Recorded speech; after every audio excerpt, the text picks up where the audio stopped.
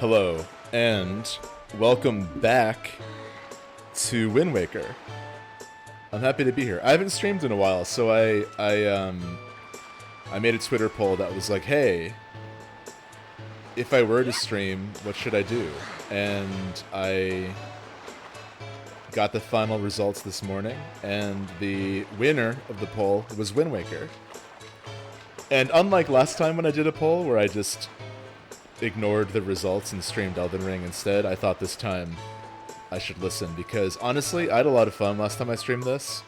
I don't know if this will be like a full playthrough or not, but I'm literally always down to play Wind Waker, so here we are. I am playing this from my Nintendo Wii.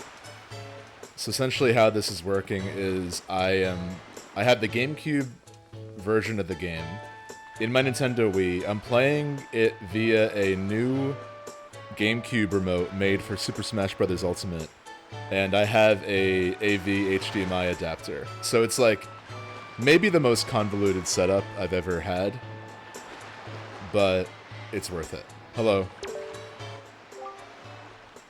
Okay, so that's where we're at. We have to get a sail for our new friend here, who is a boat, the King of Red Lions.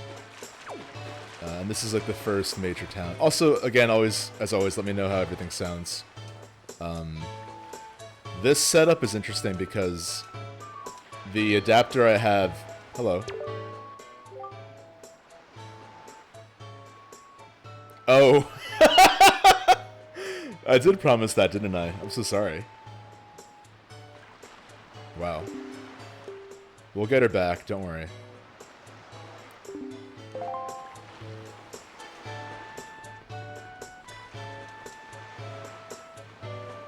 I love the expressiveness on Link's face in this game. Absolutely. That's something that I think is one of my favorite parts of this game, just how much character Link has, specifically in this game. Hey Kim, thanks for joining me. Oh wow, thank you all for joining me. This is great. I really love this game. As I mentioned last time, this is like an all-timer for me, and probably my favorite Zelda. Like, maybe even more than Breath of the Wild. It's hard to say. I think Breath of the Wild is, like, such an ambitious and such a landmark of a title. But Wind Waker, there's something about it that's very personal to me. If you could indulge me for a moment, please admit that I am looking fine. Why, looking this fine could have won me the Miss Windfall crown way back when. It's hard to read because my mic is, like, right in front of the text. I'm still looking better than all the younger girls I know. Hell yeah. Alright, we're looking for a sail. Dang!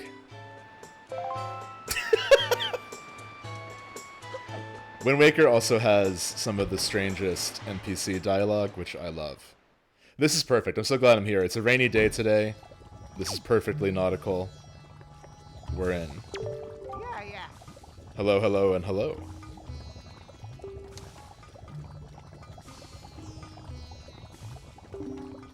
Hello, potion seller. What's chewed jelly, you ask?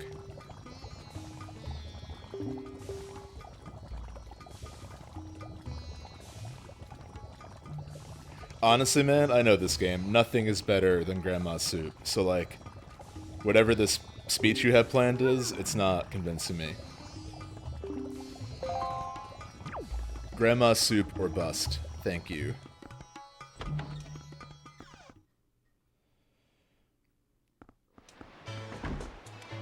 The Psychag with his face when they launch him into Forbidden Fortress. Yeah, this game has one of the strongest beginnings of any Zelda, I think. Between, like, the pirates and saving your sister and everything, it's awesome. It launches you right in, quite literally. Oh yeah, this is the auction hall, I think.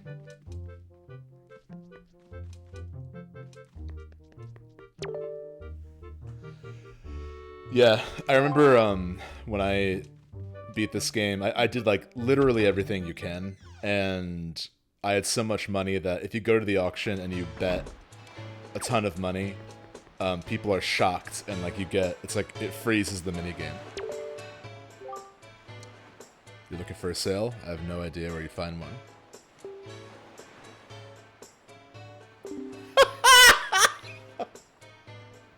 I'm so used to playing on Switch, I went to take a screenshot. Shove off and then drop anchor elsewhere. I'm going to use that from now on, for good.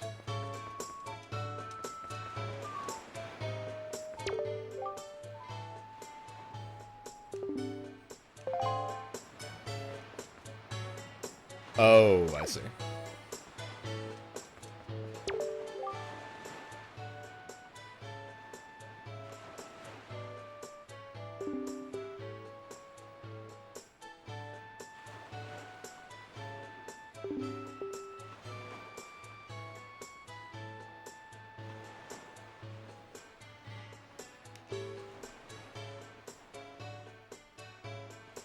I have a feeling that is a sale.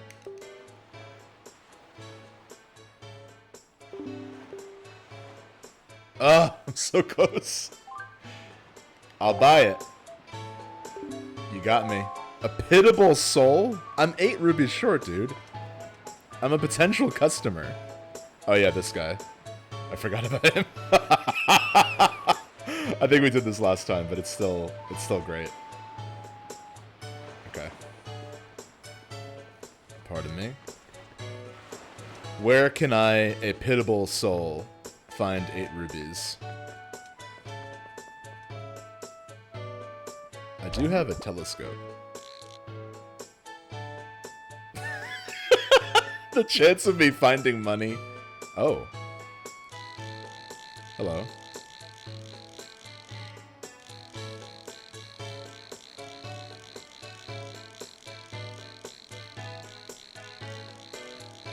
This is weirdly hard to control. There we go. Oh, well. Can't win them all. Okay, I think like I should probably just be able to run around in the grass. Maybe the King of Red Lions has some money he can lend me. Let's check it out.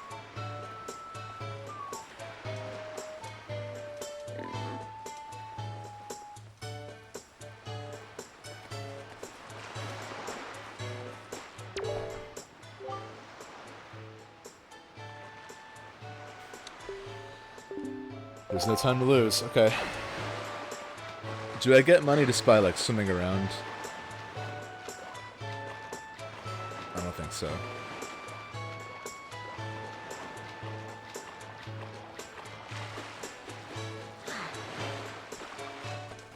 Alright, we'll find it. We just gotta explore.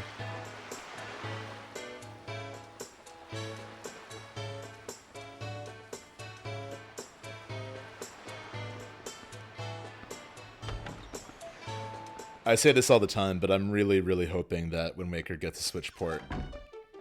Especially with Breath of the Wild 2, or whatever it's going to be called, being delayed. I think that this is like a perfect time to port Twilight Princess and Wind Waker HD to Switch, you know? I'm like almost more excited for that, in a way. I mean, obviously I'm excited for Breath of the Wild 2, but, you know. I miss this game so much. Yeah, it's so good. Dude. I get it. Do you have 8 rubies? I need to buy a sale. I know you're worried, but you gotta chill. Oh my god. I'm like actually unnerved by him just constantly talking to me. Can we hit a tree? No.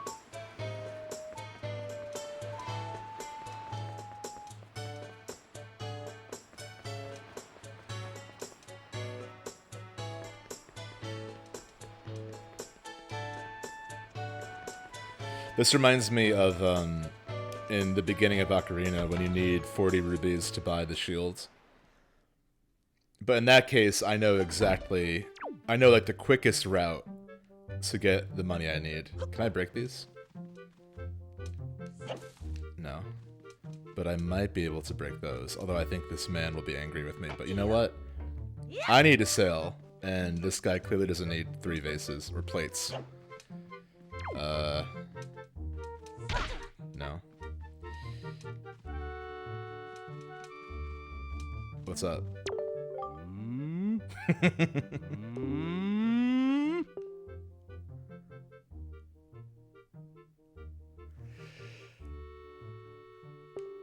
Everyone's been kidnapped.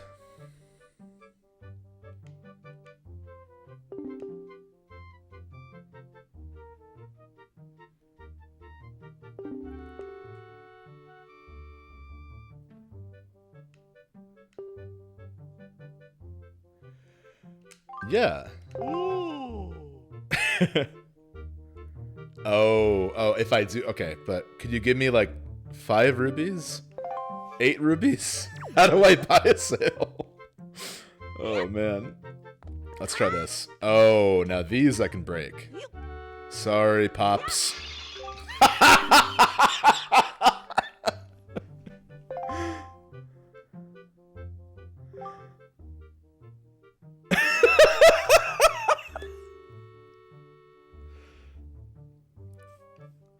Oh, okay. So we actually, so this is literally the one Zelda place where you lose money by breaking the pots. Okay, well, point taken.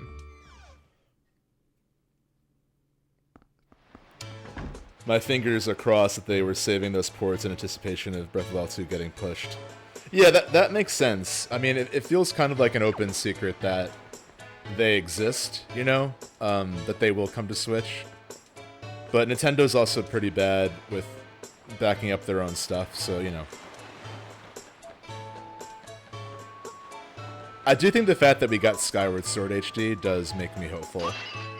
Oh, there we go. Hopefully there's a blue ruby in here, and we will be set. Yes! Alright. Alright, my friend, I got the money you need. Why? Why can't you just say sail? What is this like? Maybe it's not a sail. Let's see.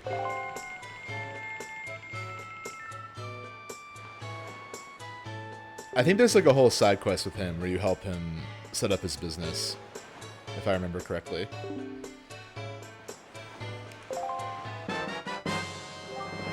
Boat sail. Hell yes.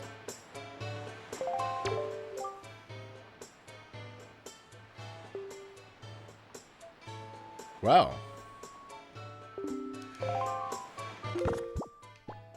So yeah, with the display here, I think this works. I know there's like borders on the side. The adapter I have can choose between 720 or 1080. And I did 720 because like I think this game was made for 720. I noticed when I put it in 1080 it kind of like was excessively blurry. So I hope this works for all of you. Please don't talk to me again. No. No. I get it! Oh, now I feel bad. Alright. Talk to me. Talk to me. Talk to me.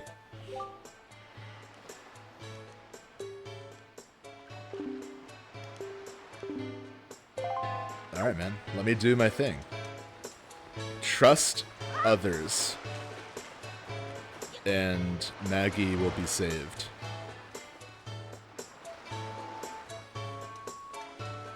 Alright, we got our sail, which is huge. Our adventure truly begins. I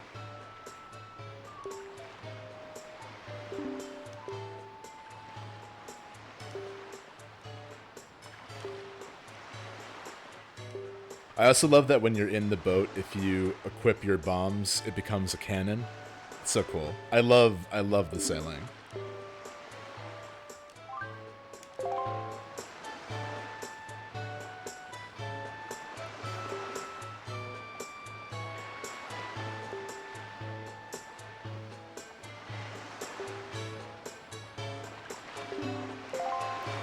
See, eventually when you get the Wind Waker, you can change the direction of the wind. But at this point in the game, you're at the mercy of where the wind is blowing. This is bringing back so many memories. So, kind of a divisive thing is like, there are some people that think the sailing takes too long. I know that in the HD Wii U remaster of Wind Waker, they made the sailing faster. Which I get, but like, there's something about how long it takes, the sort of like solitary moments at sea that I really love. Like obviously it literally is just this, so again I do get it, but like I think the atmosphere and the music make up for it. And also the way the day changes. Big fan of the night and day cycle in this game. Let's get that ruby. Eventually too, like you'll notice that the sea chart here is all, other than the Forsaken Fortress and our home Outset Island and Windfall Island, everything else is grayed out. Eventually when we get the bow and arrow, we can throw bait in any square and a little fish will pop up and be like, hit me! And you hit him with your arrow and then he will fill in the chart. So like, I had so much fun back in the day just filling out the entire map. It's really, and you know, most of the map is water. So again, I understand the updates. Oh, and you can also, these seagulls, oh, we don't have any.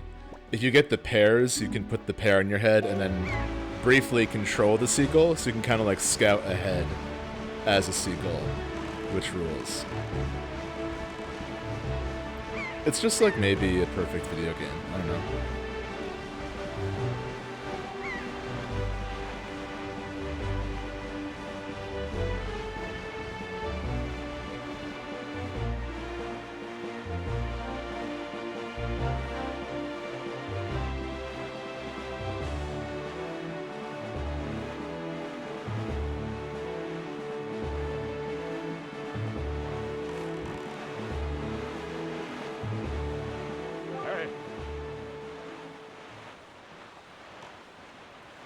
On the horizon.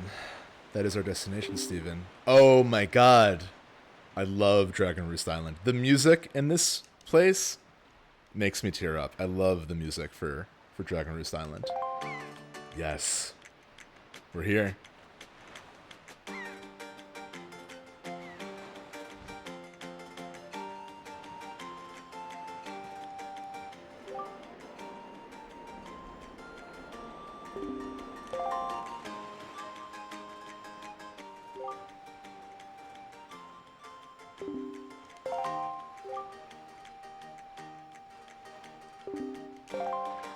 This is also the introduction of the Ritos, who are also in Breath of the Wild, the bird people.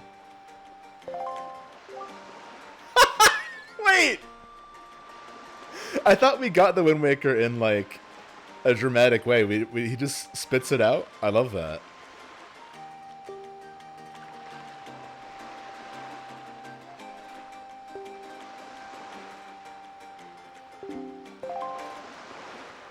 Got it.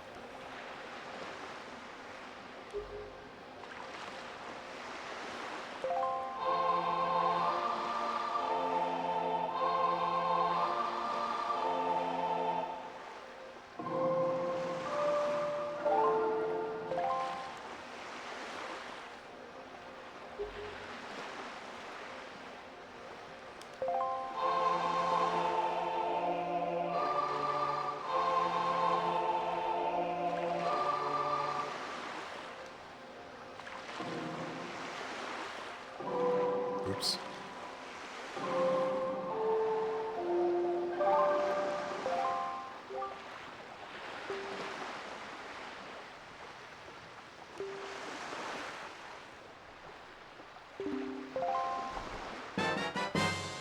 One of the more complex Zelda instruments. You're essentially conducting, which is interesting. Yeah, conductor's baton. You can borrow the power of the gods.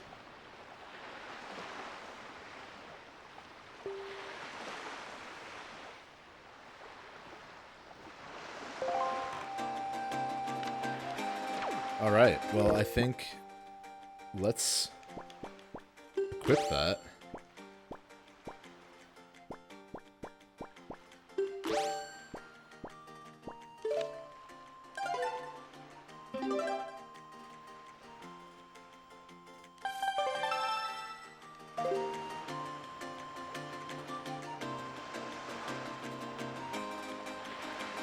Music Theory 101.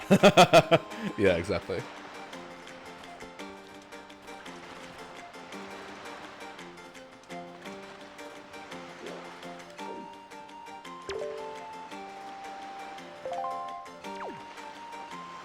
That's right, this is like the head of the post office.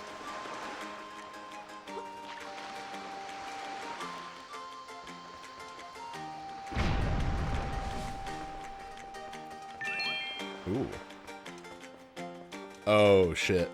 Beetle's here. We'll go back to him when we're leaving, because I don't have a ton of money right now, but we will visit the beetle, for sure. I love the smoke effects. Okay.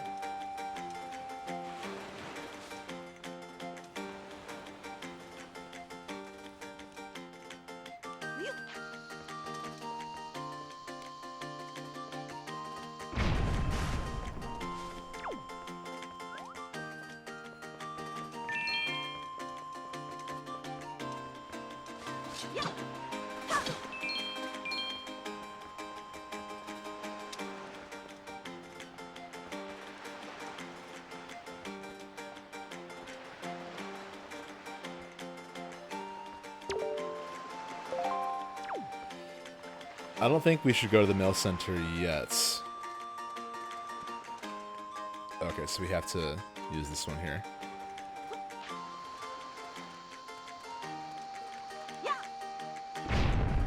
There we go.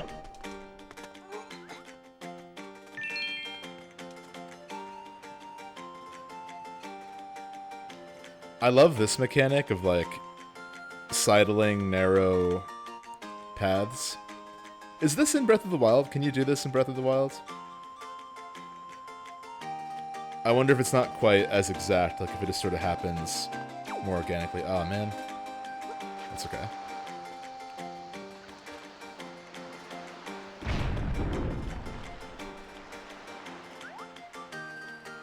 Alright. Let's go talk to some birds.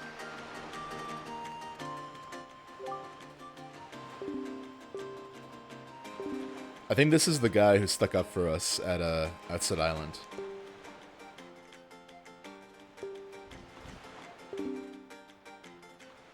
I love that.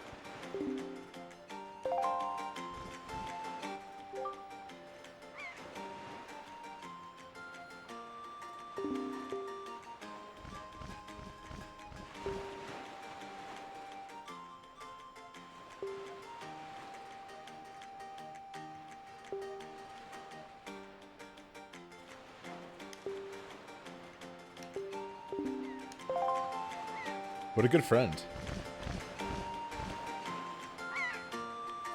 Yeah, I love the Rito.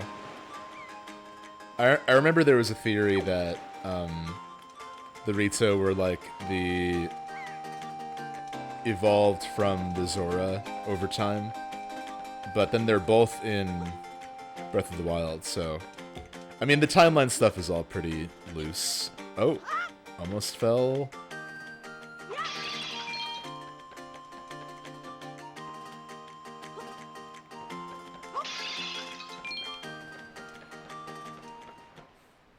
I love Rito Village in Breath of the Wild.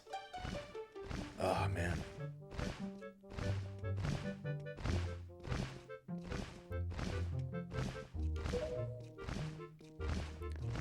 The, like, judges' wigs are great.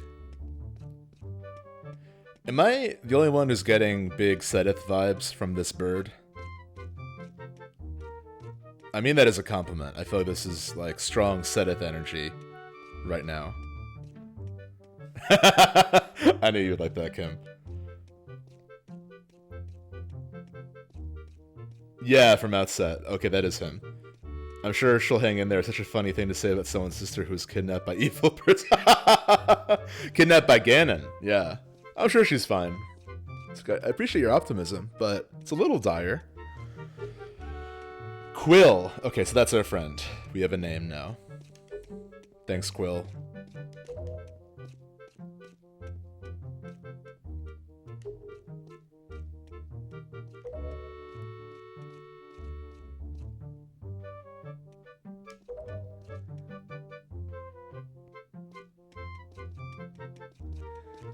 I did.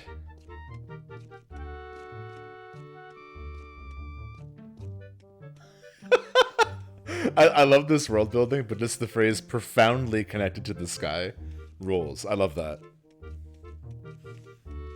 We make our livings on the airways.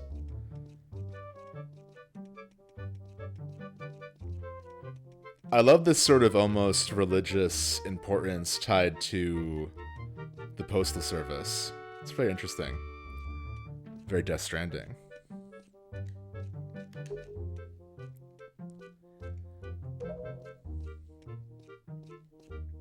Yeah, it would be very helpful to be able to fly in the world of Wind Waker, for sure. The once gentle Valoo has grown violent.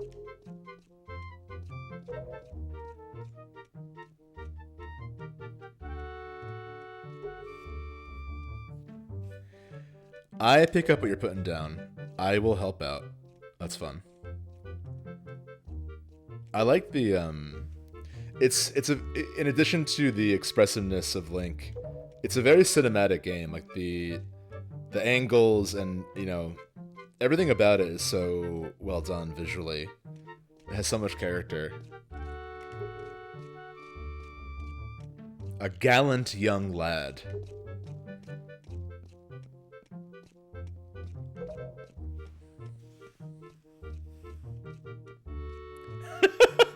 That may be.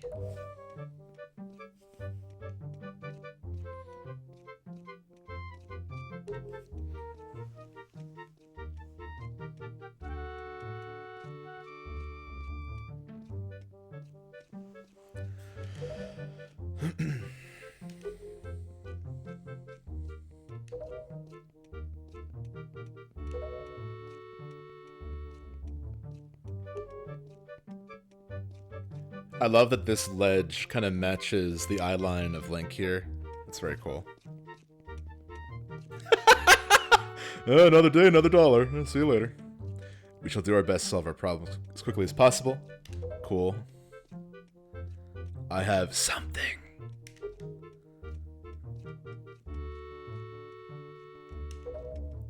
Medley.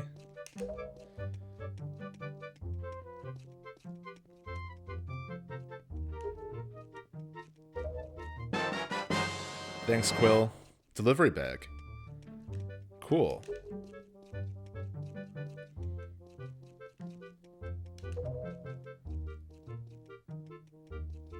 I'm a big Quill fan. He rules.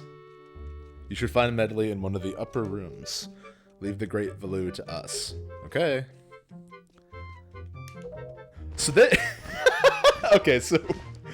What I'm understanding is, like, they want my help, but they're like, you're too young and weak to actually help with the dragon. Can you just, like, inspire my son to not give up? That's so funny. Hey. Hey, I know you. Yeah.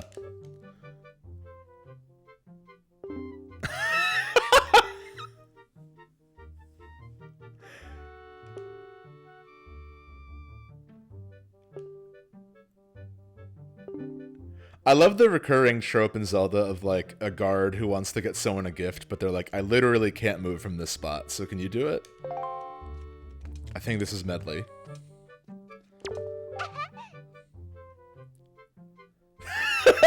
Excuse me? I didn't realize that was my leading impression, but here we are. Yes.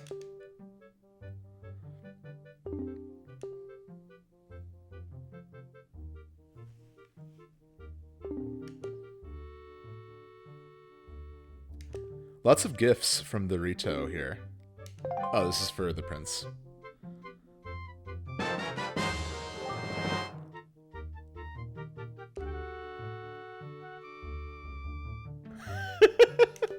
My sick new messenger bag. Cool.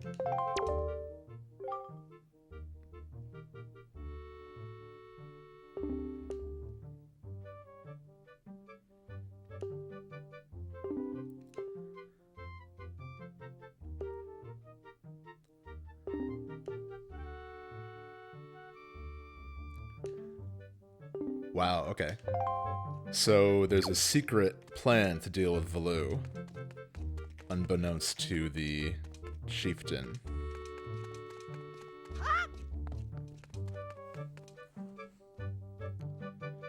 Could you give my son a pep talk? Why did the chieftain get like 3 middlemen to give a letter to his son? For real. Give this letter to Medley, she'll give it to you, take it downstairs. I think this is his room. I've got some bad news for you. I think this is the area where we get the grappling hook, which is very fun. Okay, this must be his room. Yeah, this feels correct.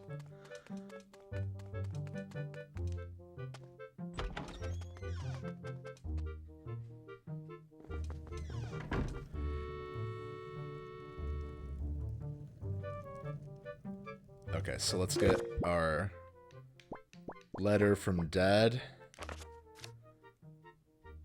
Cool.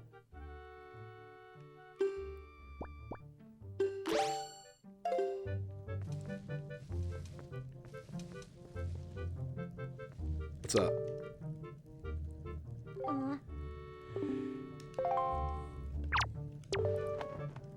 Dad's letter.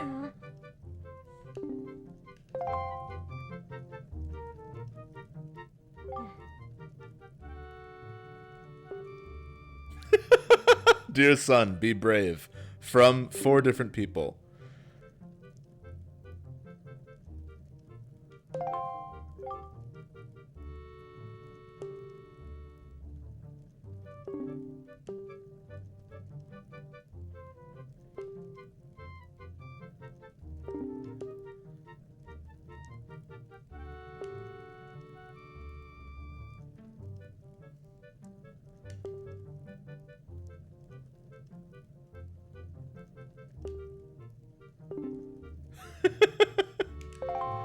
Okay, I think I know the person.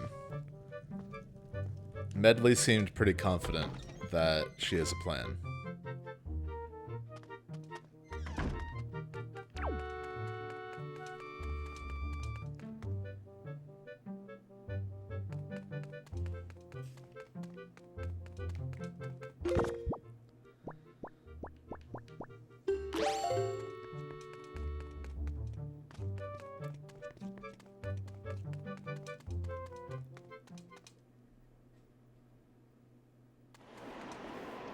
Whoa.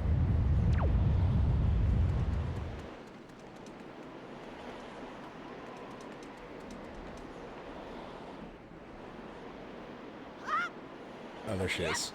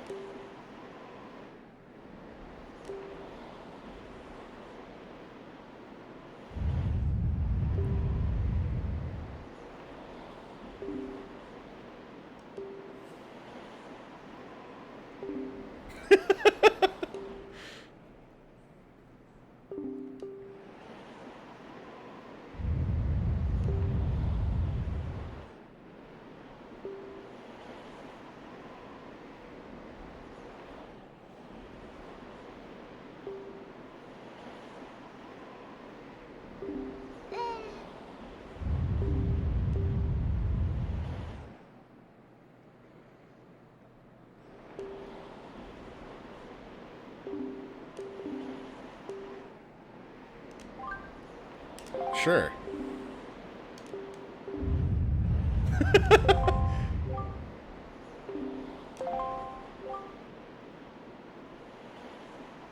I was thinking we were gonna learn a song or something, but I guess we just have to throw her up. The atmospheric current's really messed up. Pay close attention to the direction of the wind. Gotcha. I forgot that there are a couple dungeons where you kind of have to escort someone else around, like Princess Rito in Ocarina. Okay, I think we gotta wait until the wind is blowing. straight ahead.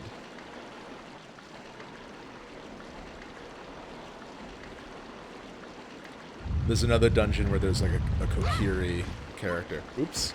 Oh, I think... I'm so sorry.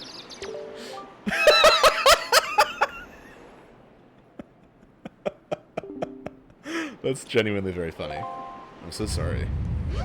Alright, I think we gotta get a little bit more height here.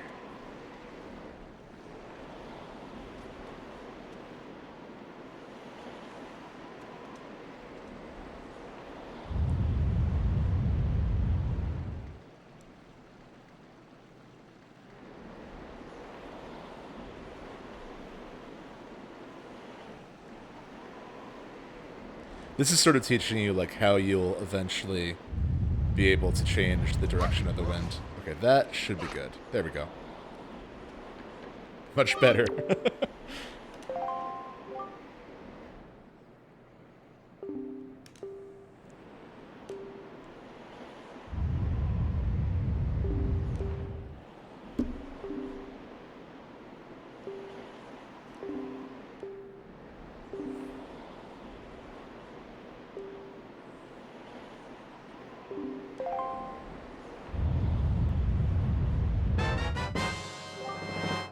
Oh, cool. Empty bottles are always useful in Zelda.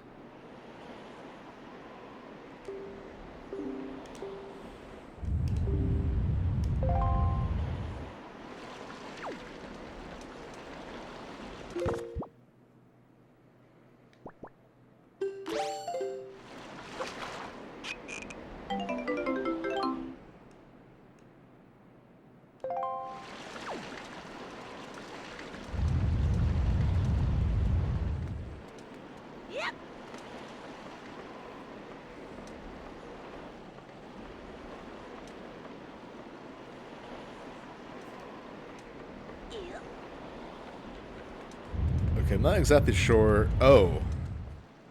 Yeah, we should probably pour it on these. There we go. And...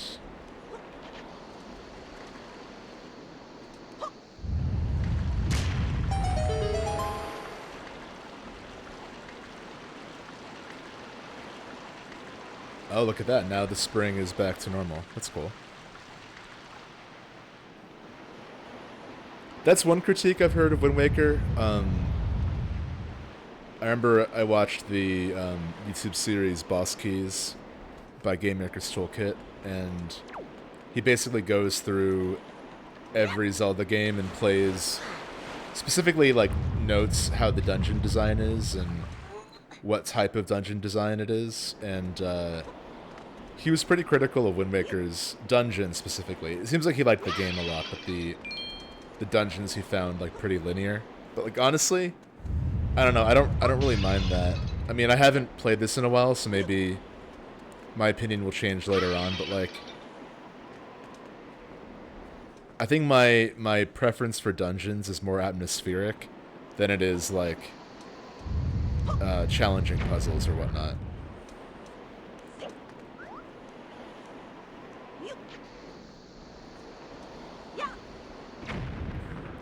Okay, how do I...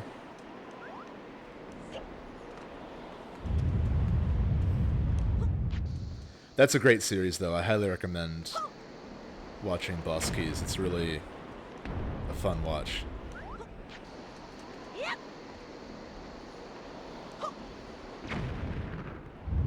I think a lot of times my preference for Zeldas is also, like, dependent on the items you get.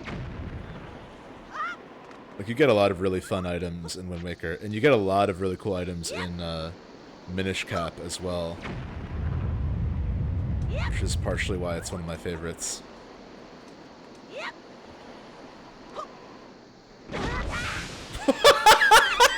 Okay. Worst case scenario.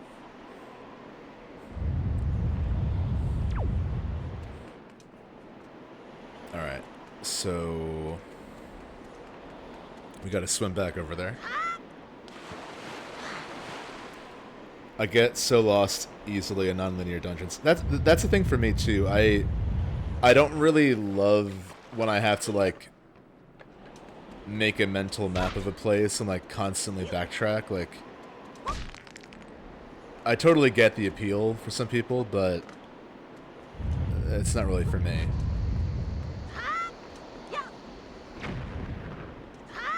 I actually really like, I mean, it's kind of interesting, because in Breath of the Wild, I'm not crazy about the divine beasts, but I love the just, like, standard shrine puzzles. I like that they're sort of all focused on, like, one idea, and how, God, how flexible they are for solutions. Like, that, I think that's the best thing about the dungeon design in Breath of the Wild, is that, like, there's a way they want you to do it, but then there are other ways you can just make it work, given the sort of open logic of the game. I think Wind Waker, the strength of this game is largely the atmosphere and just, like, the story and the characters, so, like, I don't really mind that it's taken me 20 minutes to get this bomb in the vase. God... Okay, maybe I'm starting to mind a little bit. I'll say it. We got this, though. We can't let our friends down. Quill, the prince, Medley, they're all counting on us. The chieftain, our boat friend, our sister, who's still imprisoned. A lot of people counting on us, so we gotta work on our aim. Okay. Alright, so we do have to throw it from here. Alright.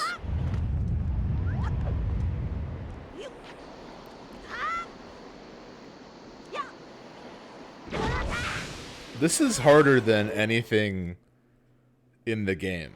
I've completed this game before. This is like harder than Ganon. This is how I feel right now. Okay.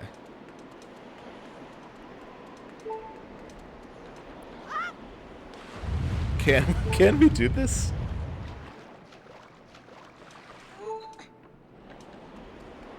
So I think we definitely have to throw it from here and maybe like a little bit farther back.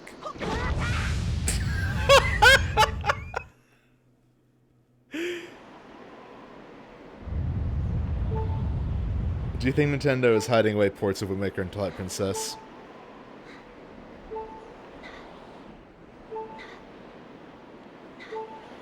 Yeah, I think we were talking about this a little bit earlier, but I think that it makes sense that they might have been holding on to them. Like, I think, you know, they were probably thinking, like, okay, if Breath of the Wild 2 comes out this year, then maybe hold off. But since it was delayed, I imagine we will see them soon. If you know, who knows? I mean, it's hard to say, because, like, it makes sense, but I don't really know. The thing is, they're already made, right? They were on the Wii U, so, like, I don't think it would be... I don't know what the process involves, to be fair. But I can't imagine it's, like, a ton of work. And if they had an interest in backing up Skyward Sword, which is a good game, but significantly less popular, I imagine we'll see these one day. Why is this so hard? I forgot what my life was like before this. This is like my new Sisyphus curse.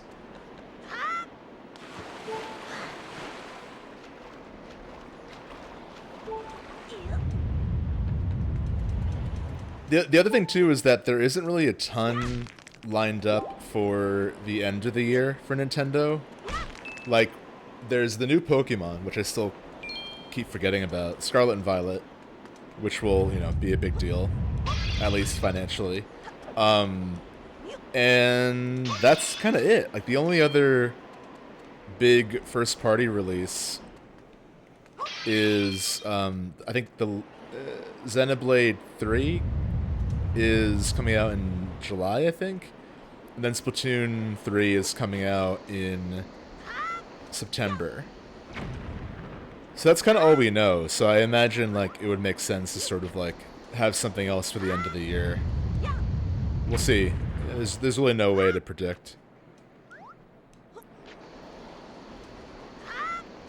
But I would love this and Twilight Princess on Switch. I also really love Twilight Princess. It's up there for me. It's not quite as high, although maybe it is now because I really hate what I'm doing currently. But all right. You know what? Maybe maybe I should pay a little bit more attention. I've gotten so used to this that it's like almost become calming.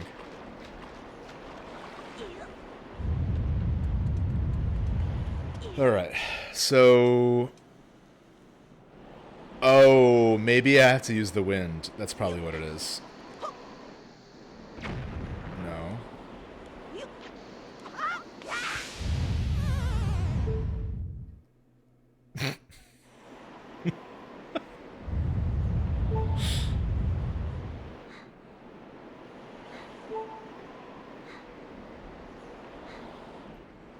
Yeah, I'm really curious about Scarlet and Violet because they've said that it's an open world Pokemon game, but I don't know if it's open world in the way that Pokemon Legends is.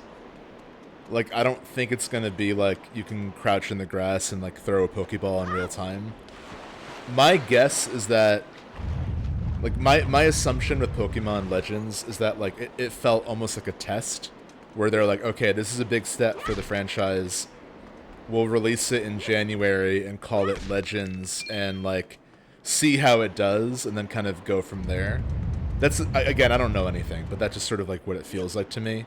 Like a Pokemon game coming out in January and being kind of visibly lower budget and, you know, a newer idea. I imagine it was sort of like more of a proof of concept than anything else. And it's great. I mean, there's a lot to critique, but like the central loop of that game is wonderful. And it is the biggest step for the franchise since, like, maybe ever? Since at least Silver and Gold. So, all that to say, I wonder if Scarlet and Violet was in development before then, and maybe is more of a, like, follow-up to Sword and Shield, where there might have been like, okay, let's flesh out the wild area to actually be more open worlds, and like, you know, not have the open worlds confined to one area, but just be like the whole area. But at least based on the trailer, it just seems like Scarlet and Violet is going to be a more traditional Pokemon game in structure, with like towns and, and gyms.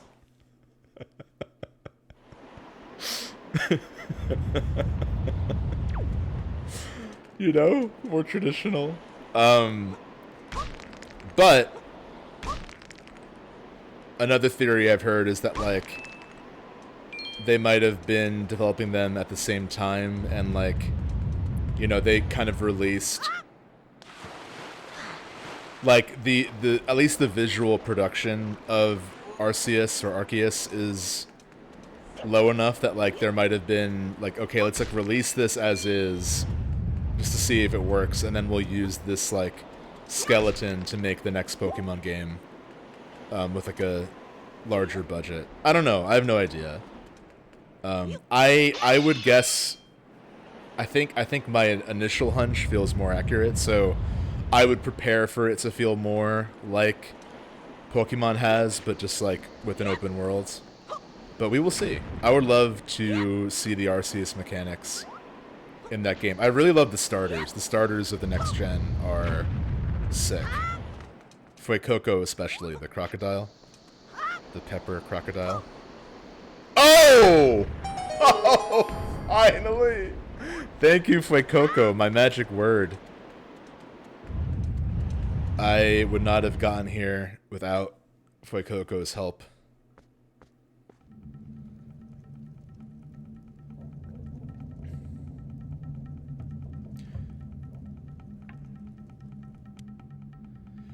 Yeah, I think we'll hear whatever their next direct is. We'll hear like what's happening for the rest of the year for sure, because they specified in the last Nintendo Direct that like they were only going to talk about things coming out in the first half of the year.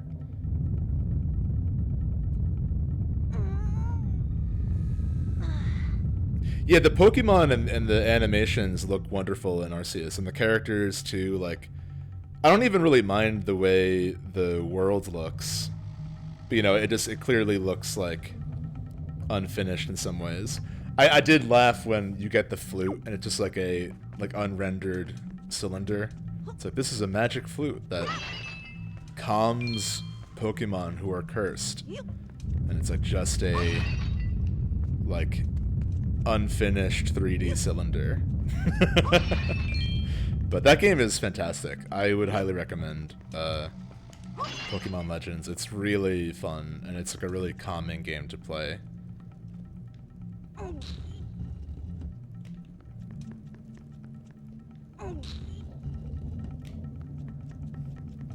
Alright. A little bit easier than the bomb toss, wasn't it? Some combat. I see some goblins.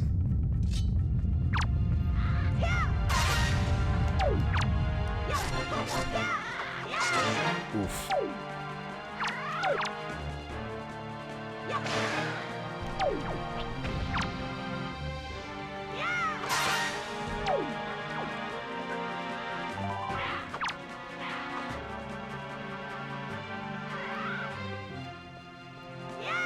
This game also introduced the idea of like picking up an enemy's weapon and them losing it. Honestly, this feels the most like Breath of the Wild of all the Zeldas, in my opinion.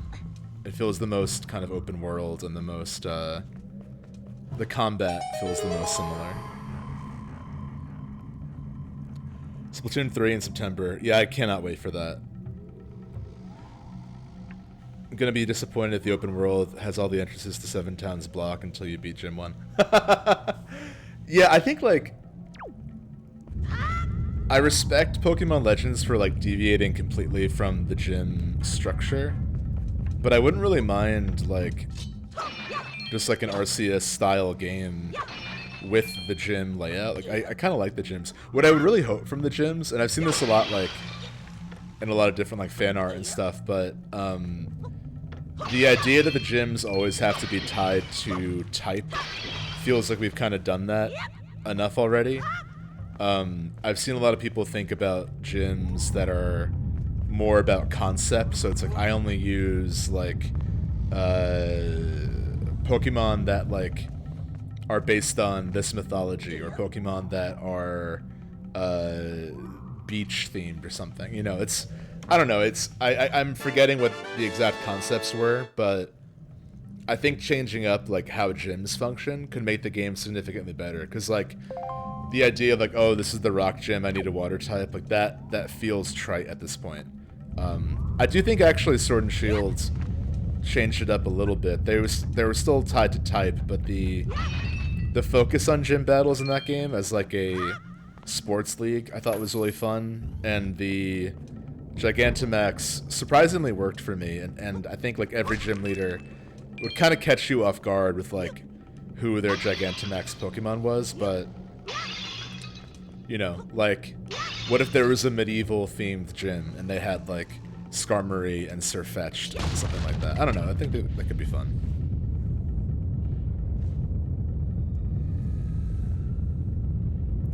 Yeah, I don't expect it. And I won't be like mad about it. I just think that like that's definitely like I think the gyms are the gyms are a cool way to structure the game, and like you could have more fun with them. Even just like maybe making it two types, like I'm the Ghost Fire gym. Something, Or just do it like the Elite Four, like they all actually the Elite Four are also by type until you get to the champion. And every Pokemon game, there's only one person who has made a team of 6 Pokemon that are all different types. It's the player and then whoever the champion is. It's very funny.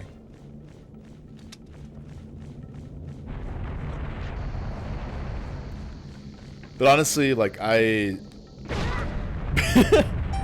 always enjoy going back to Pokemon. It's always kind of like a nice, comforting retreat in some ways.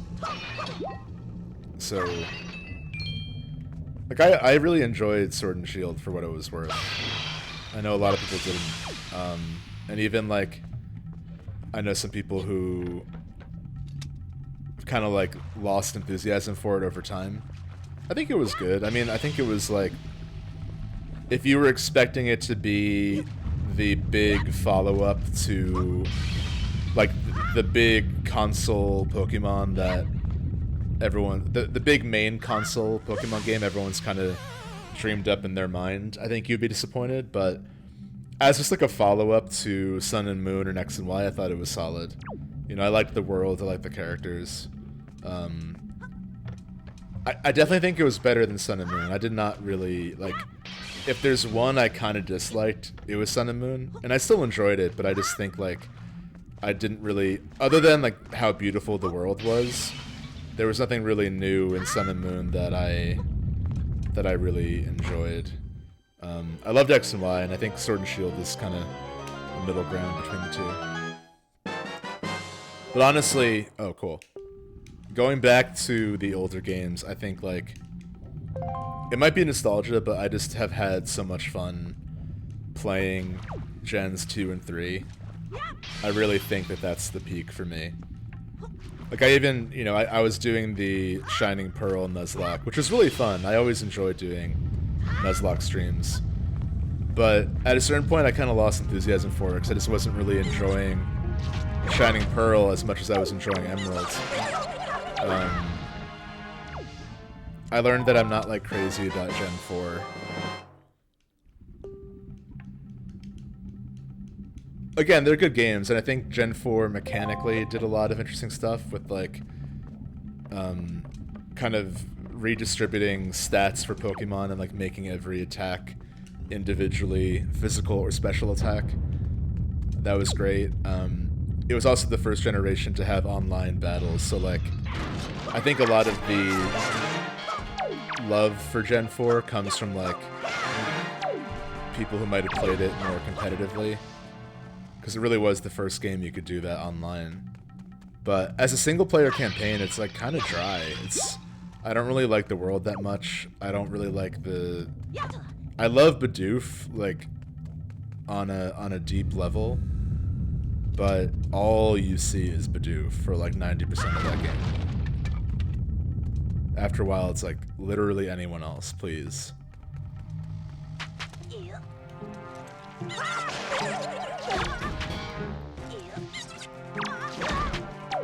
Anyway, that's my 2 cents on Pokemon. Long story short, they're all fun. And I'm excited for a new one. I'm always curious how they are gonna try to keep that series going.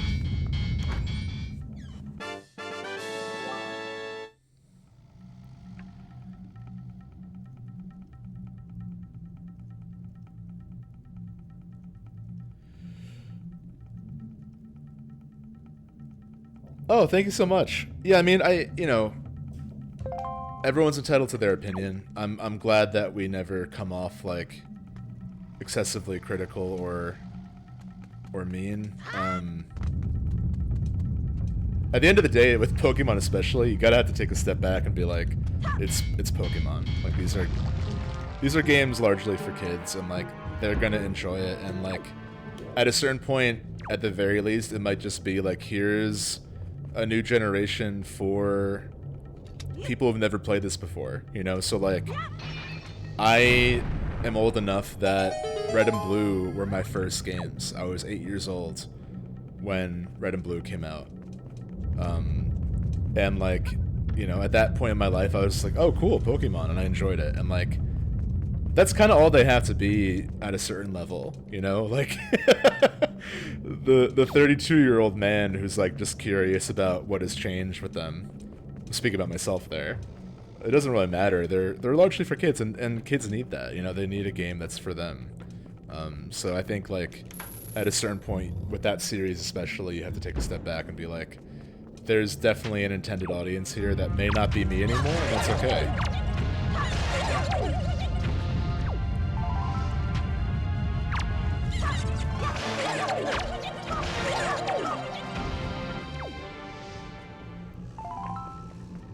But I do think it's interesting, not to talk about this for too long, but I do think it's interesting that to talk about them like as an RPG series, because like as much as they are for a younger audience, there are also people like me who are like still interested in seeing the series grow, and I think like Arceus is a clear step forward for both audiences. You know, I think like kids now are playing games like Minecraft and like, you know, Breath of the Wild, and games that are open and that are a little bit more flexible to one's imagination.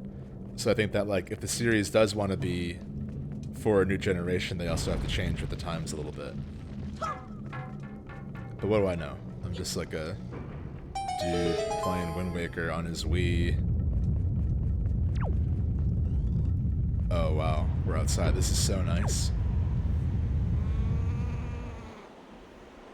Nuance, what a concept. There has to be a first game for every gamer. LOL. Exactly. Oh, that's so cool. I love the animation here. I think, kind of like Zelda. I think Zelda is like a little bit more of the all ages. Like, I think Nintendo's good at making games that are truly for all ages. And Zelda, I think, has always been like the best at being like truly universal. But for a long time, Zelda kind of adhered to a formula that I think by the time Skyward Sword came out was feeling a little dry. So I'm really curious like how they're going to follow up Breath of the Wild, because that was such a huge step for the series that I didn't really see coming, you know? Oh. I didn't see that coming either.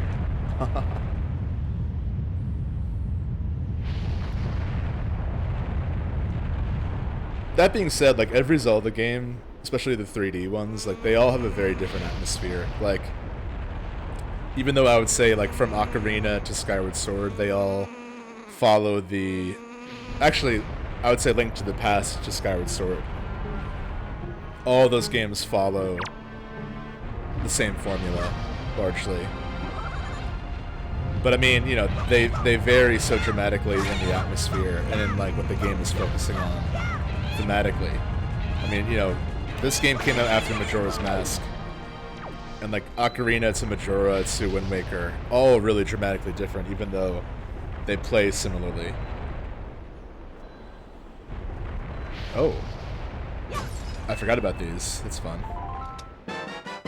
Hell yeah, Golden Feather. Oh, the guard wanted that. We're gonna give that to him later.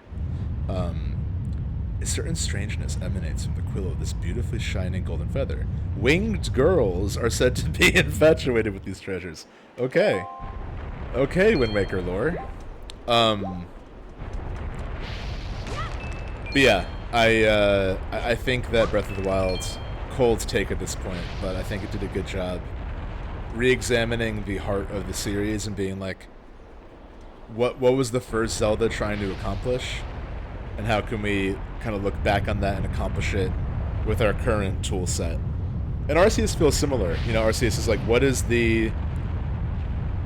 What were our imaginations filling in the blanks with when we play pretty much any Pokemon game, but specifically like Red and Blue, Silver and Gold?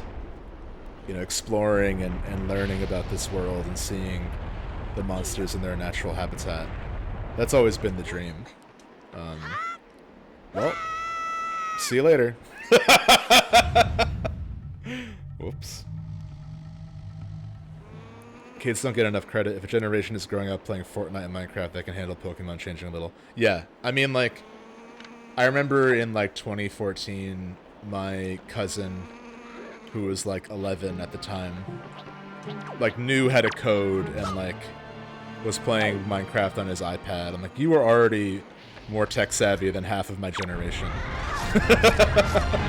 So I think like, while you want to make things that are accessible and like friendly and welcoming in tone for like a very young audience, I think like kids are way more capable and way more understanding of an audience than I think a lot of people give them credit for. I mean, I think about myself. Like, I was playing Final Fantasy VII when I was 9 years old, which is, like, not a game for kids, really, at all. But it really inspired my imagination, and... yeah, I don't know. I think about Maurice Sendak a lot. There's a really funny interview back when the Colbert Report was a thing. He had Maurice Sendak on. And, you know, Colbert's doing his character the whole time, but Stephen Colbert asks, like, why did you start writing books for kids? And Maurice Sendak says, I didn't. Like, I just wrote, and some editor said who it was for. And I think there's a lot of truth to that. I think there's definitely importance in understanding your audience, but there's also a lot of value in just being like, this is the story I wanted to tell, and whoever it's for is kind of out of my control, you know? And I think the best work that's marketed to children is also stuff that works for all ages. I think Studio Ghibli is another good example of that. Although, you know, there are plenty of works by Miyazaki that are very much not for kids, like The Wind Rises, which is, like, so brutally sad. So wonderful. It's such a good movie, but I would not let my children watch that until they were at least, like, 12 or older. But yeah, I digress. That's also just my opinion. Hello.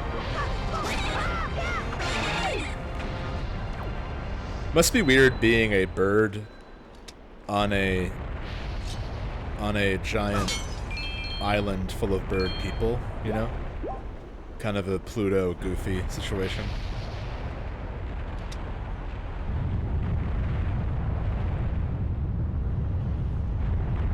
Yeah, I look at this. The facial expressions are wonderful. The squint as he goes across, so good. I'm actually surprised there haven't been more Zelda games in this style. I mean, we had, like, the DS games, like, okay, here we go.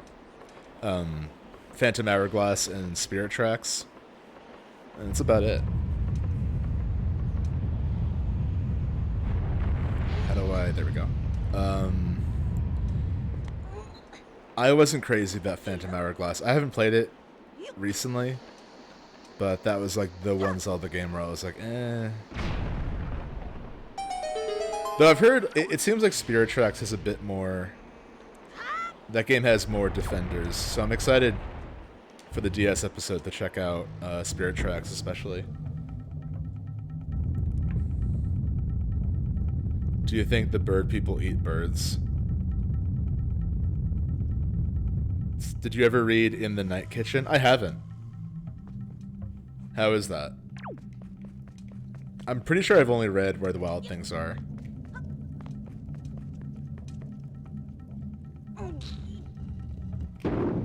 Oh. Oh, I see what's going on here.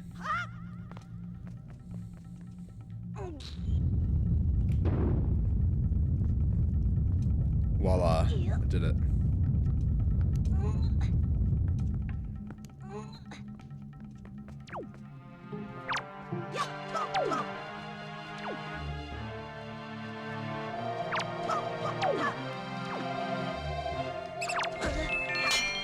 Oh yeah, there's a parry as well.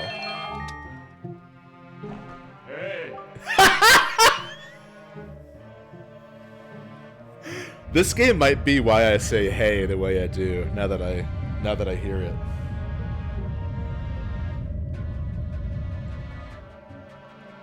Have you seen any thieving rats around?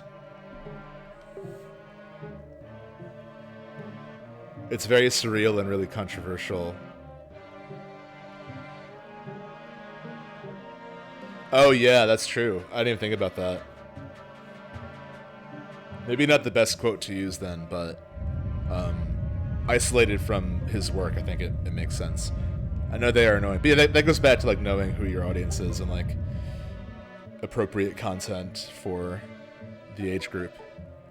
Keep your wits about you, they are only rats. If you spread bait near the nest... Oh, interesting.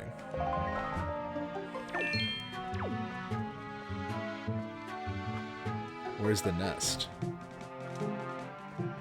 Oh, I think it's here. Alright, let's do it.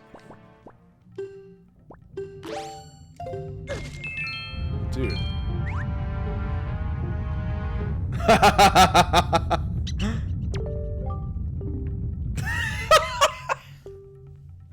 Hey, I got something real good I'll sell you. For real. What'll it be for ya? Oh, wow. I'll take a red potion. I don't remember this at all. This is amazing. I'll buy it.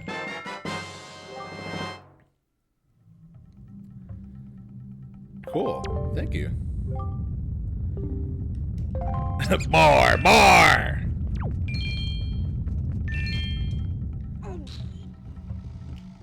Alright, we befriended some rats. Where'd you get that red potion? Oh, I bought it from a rat. I gave them fish bait.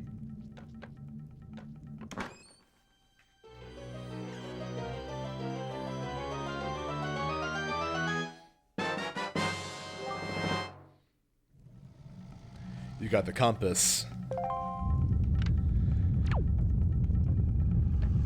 Okay, so we need a key there. I see.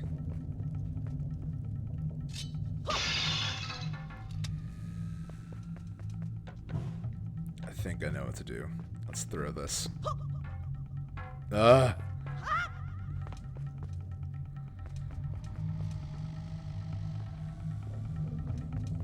Can we throw it from down here? Probably not.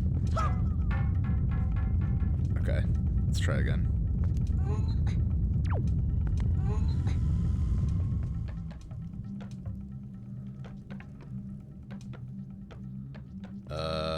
Here we go.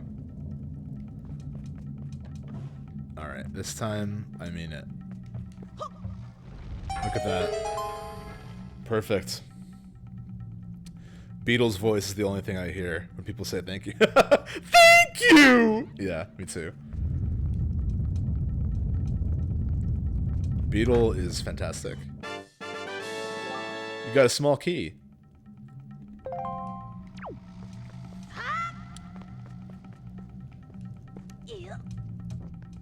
Hey!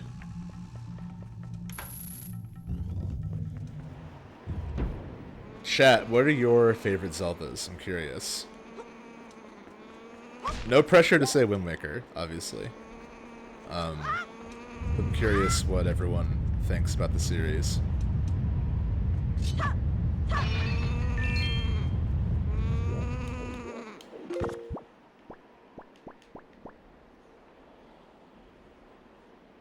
I'm gonna put this here. Hey. That was a funny moment to freeze.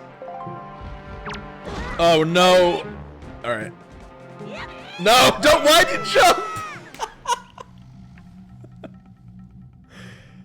I will say, at least on the Wii, with the GameCube remote, the controls are a little finicky sometimes, but that's okay. Yeah, you can chill. I'm just gonna use the key I have. Thank you. Oh wow.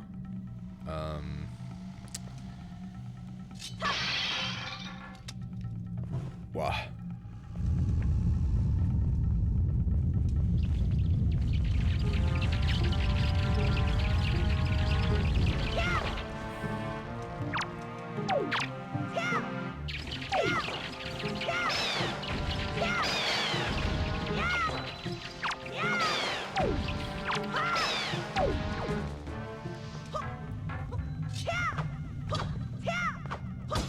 There we go.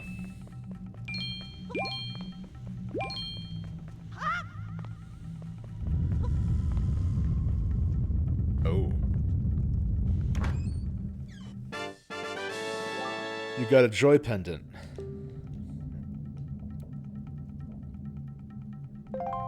Cool.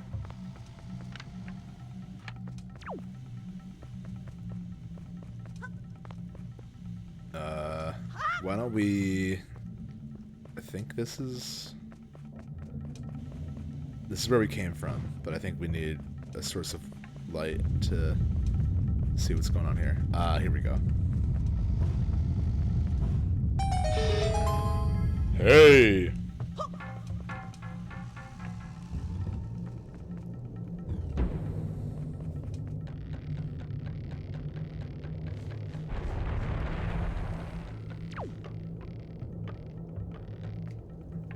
Whoa.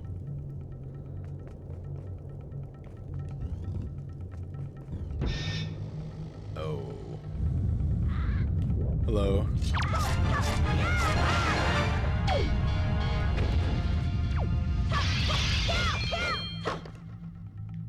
Switch Sports just came out today, or yesterday. Very excited to play it.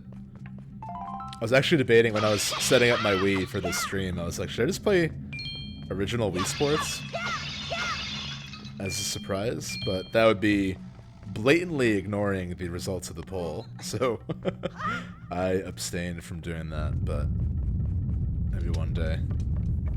Let me check chat about Zelda. Breath of the Wild is really good. Breath of the Wild is great for me, it's up there too. Link Between Worlds, nice. Oh wait, I gotta scroll up. Oh wow, there's a lot of them. Okay. Wind Waker's up there for me. Majora's Mask, baby. Shamefully, I've only played Breath of the Wild. No shame in that.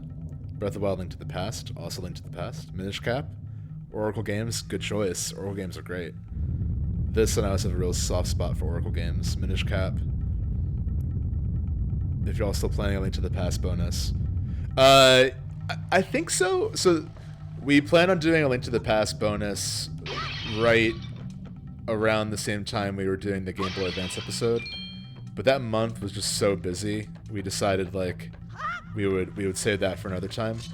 So I think there's definitely still interest in doing it. I think, there might be some other Zelda games that take priority. So I think it just depends on, like, what our schedule is looking like, but I would love to do that. I think that would still be a lot of fun. We have a lot of Zelda plans, so it's just a matter of, like, when and why. Link Between Worlds is an awesome entry. Feels like a sin to say my favorite's Breath of the Wild. I honestly, like, I get it. I get being like, oh, that's the easy answer, but if it's your favorite, it's your favorite. It's honestly hard to compare. I think Breath of the Wild feels the most like it's almost in a different series in some ways, so it's hard to really compare it to, like, even this, even though they have a lot in common.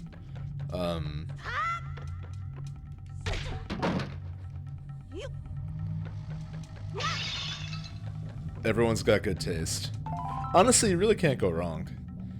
Breath of the Wild's really good. I love Wind Waker, Link to the Past, Minish Cap. But damn, Breath of the Wild's the only one I've replayed so many times. I need to go back and revisit Breath of the Wild.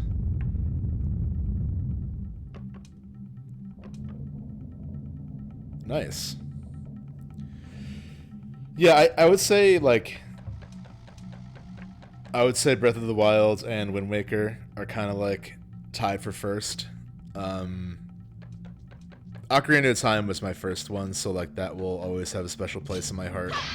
I also really like the 3DS port. If you haven't played Ocarina of Time, highly recommend the 3DS port of it if you have a way to play that. I think it definitely sands off some of the edges of the... Oh, you were hiding! Of the N64 version. And I imagine similar with Majora's Mask. There's also a 3DS port of Majora's Mask as well. I struggle with Majora's Mask because I love what it's doing atmospherically, but I don't love playing it. Like, I don't really find it to be as enjoyable of an experience. I also, like, almost always get lost or, like, confused, or I forget where I was. But I get why it's so many people's favorite. Because it's doing something that no other Zelda game is doing, just in terms of the atmosphere.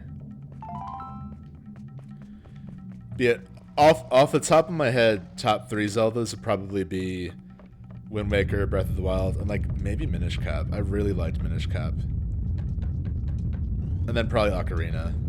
In no order. Those are just like the ones that stand out to me. I also really like the Oracle games. I've only played Oracle of Seasons. I've been meaning to play Ages for a long time.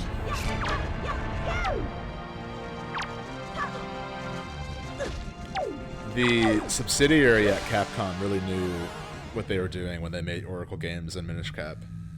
Minish Cap is fun because it's like, it's a 2D top-down Zelda, but it incorporates a lot of the atmosphere and even some of the mechanics of the 3D Zeldas. So it kind of feels like a best of both worlds. I also love the atmosphere of that game. The items you get are really fun.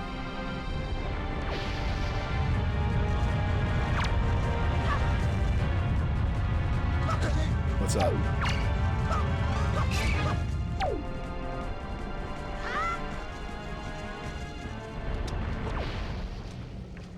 Alright, I gotta kill this guy first.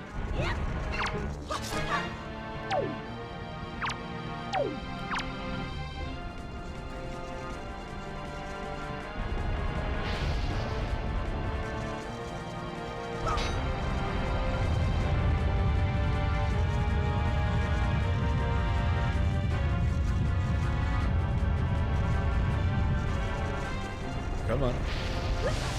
Ugh. So what I need to do is I need to jump across and then throw one of the pots of water onto the lava, because it will create a little platform, but I don't know how to kill this guy.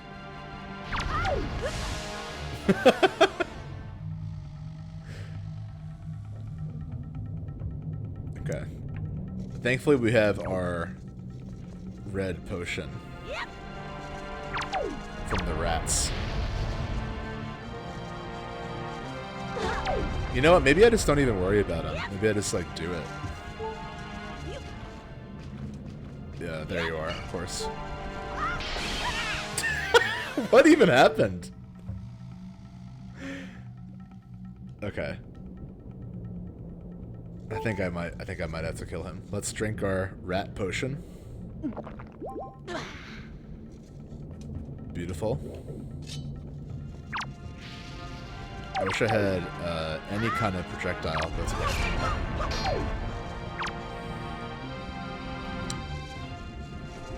Come on.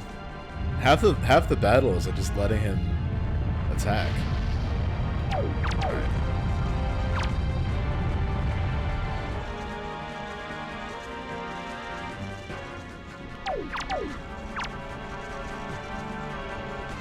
You got this. Alright, I'm gonna wait for you to climb back up here. And I will be back. How about that? There we go. There we go. Now that I like. Okay. Now we can, in peace, throw a bottle of water onto this. Come on.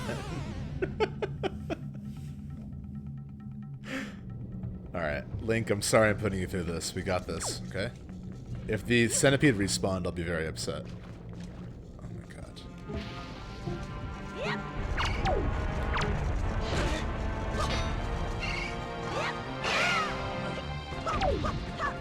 At least now we know what the trick is.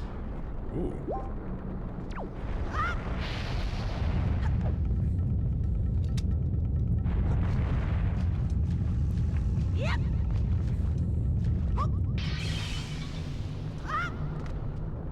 Alright, take me out of here.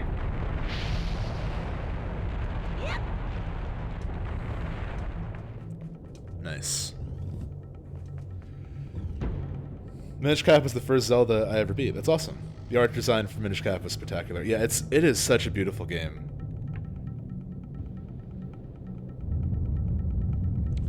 It's one of the best looking Game Boy Advance games for sure. And I actually do really like the central conceit. I didn't think I would, but the shrinking down and like the sort of dual world aspect of being smaller, being regular sized is really well done. It's a lot of fun. Okay, so we got a bomb here. Let's put it right here. Ah! A magic pot. What's in here?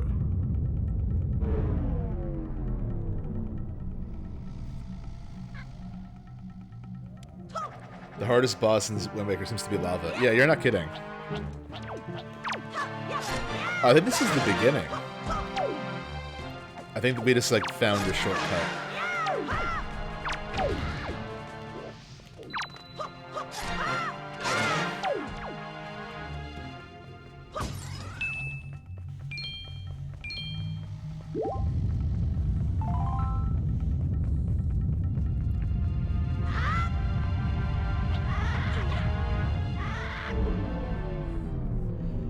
It's like those little teleportation tiles in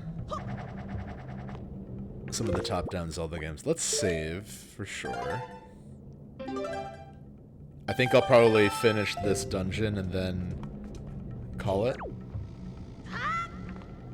That feels good to me.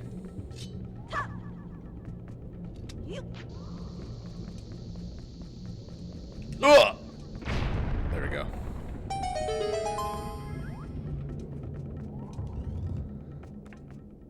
I love the, like, sigh of relief whenever you're back outside. It's the Great Valu.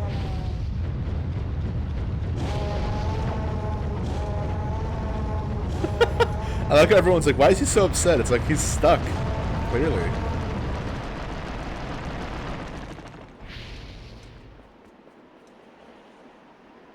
Oh no.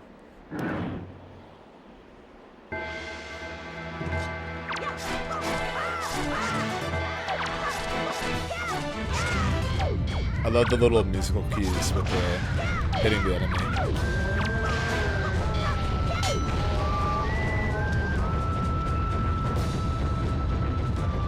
Oh boy.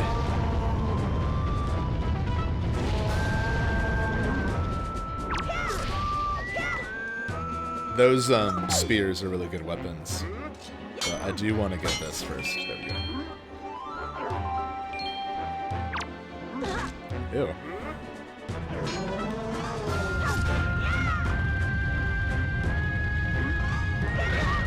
Oops.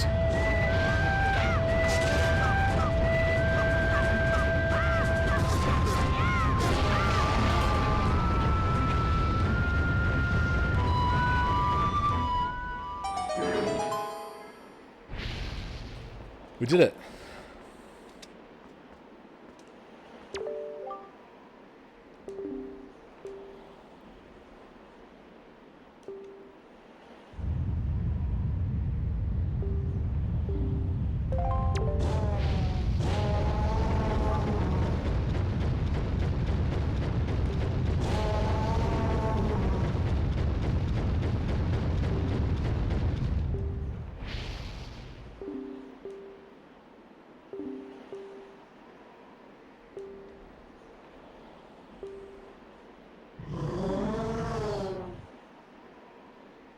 Evolved wings, interesting. See, I think that's one of the lines that suggests they were once the Zora, potentially. Or maybe just Hylians that grew wings. Hell yes. I love the grappling hook so much.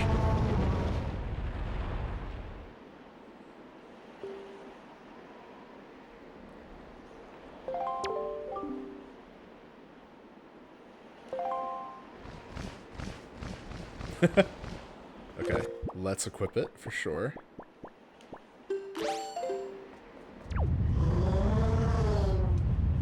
Actually, I kind of want it on Y for whatever reason.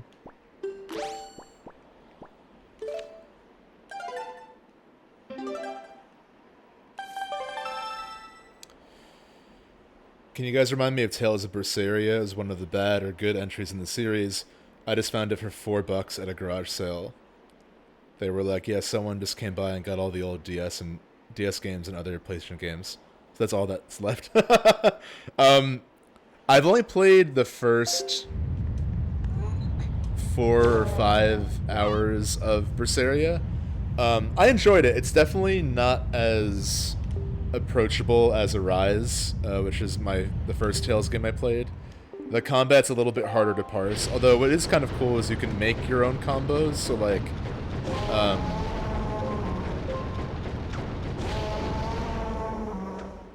give me 1 second. You can kind of choose, like, okay, if I mash square, what combo will that do? And I like that ability. The story is very dark, and the cast are kind of anti-heroes, like, by a pretty strong definition. So I would say it's definitely worth, like, if it's $4, I think you'll be happy you got it. If it's your first Tales game, I don't know if that's, like, the best one to start with. I've only played Arise, Vesperia, and Berseria. I would say I would recommend Arise and Vesperia more. But I know a lot of people who love Berseria, and it seems like the story goes to really interesting places. There I go.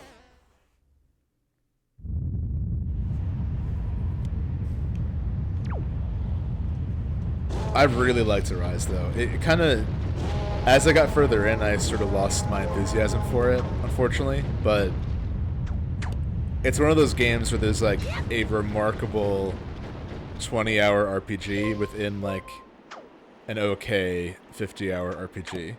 I think if it had, like, another draft or two, it would be an all-timer, for sure. But still definitely worth playing. I'm curious if Vesperia will be the one for me, because I really love the... There I go again. I love the atmosphere. I just haven't gotten very far, and the combat is a little, like, in the beginning.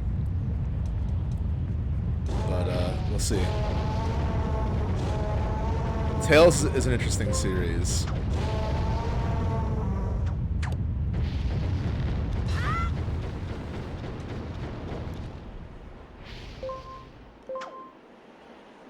I hope that answers your question. In short, I think for $4, you can't really go wrong with it.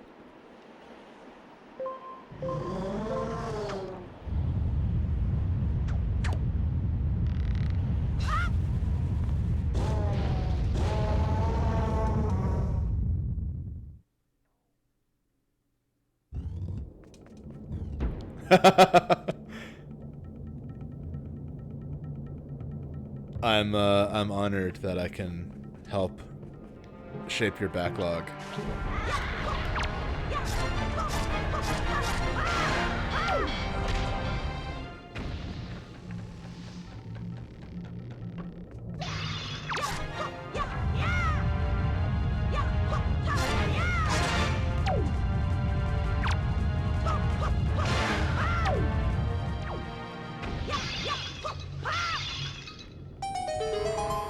Oh, where is that? The camera went like...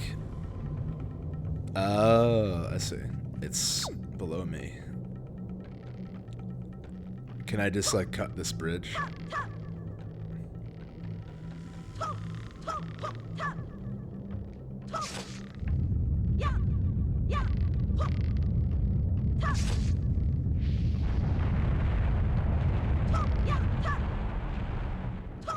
I don't know if this is what I'm supposed to do, I'm just curious.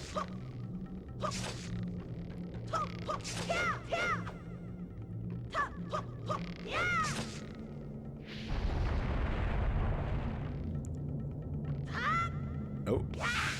Lava once again.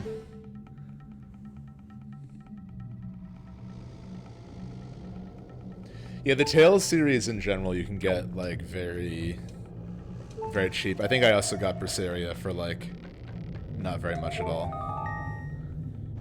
Hey.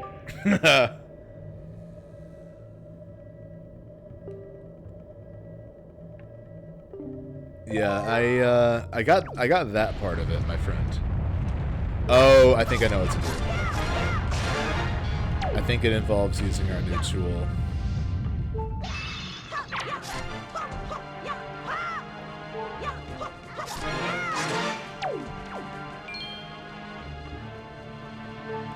Can I hit him with my grappling hook?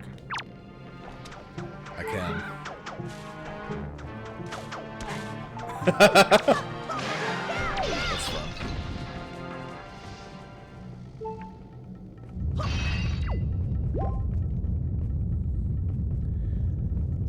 Okay, is there anywhere I can... Oh! Is there a bottle of water I can throw down there? There is.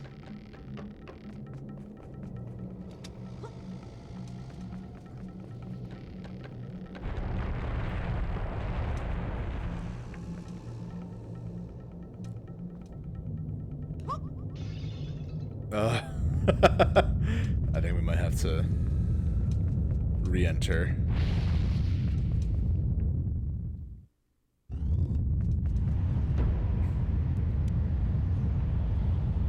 I'm currently a small ways into Three Houses, and I've really started getting invested. I found it interesting to see what characters I gravitated to despite my expectations. Lorenz still sucks, but I'd die for Marianne, Hilda, and Lysithea. Yeah, the Golden Deer are great. I think no matter what house you choose, you'll end up really falling in love with that cast. Golden Deer are especially great. Lorenz, all I'll say is that he does get a little better. He does have an arc. And I think that... I can't believe I'm still talking about Three Houses, but here I am. What what I think that game does so well is that, like, everyone has their own stuff they gotta deal with, and, like, the characters that aren't likable, you know, that's sort of part of their personal quest. And I think what's also kind of brilliant, but also very bittersweet, is that, like, depending on which class you choose, or which house you choose, you will see what happens to characters without your guidance. So, like, who does Lorenz become without Byleth kind of guiding them and saying, like, hey, don't be an asshole, don't be a creep. You know, it's interesting. Okay, so that didn't work at all. How do I get down there? Do I have to use this? Oh, do I have to burn the bridge?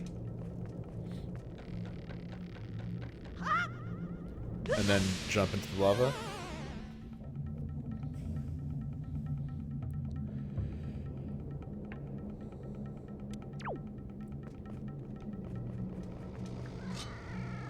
Why? He keeps falling down. Sorry, dude.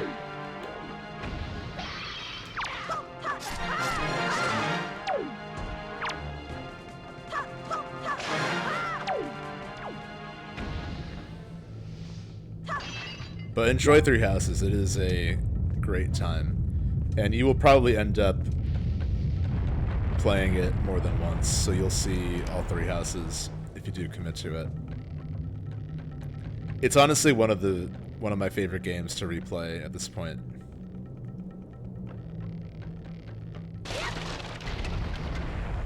There we go. Our hunch was correct.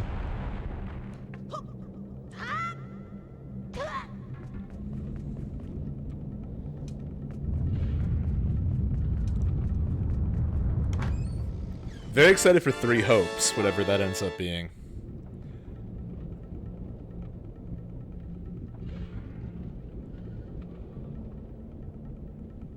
You got a joy pendant.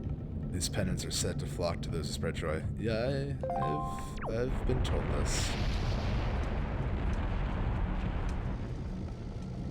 I forgot what the joy pendants do. I think there's like a side quest with them. Okay. That's the only way forward. Okay, so let's cut these strings, or these ropes.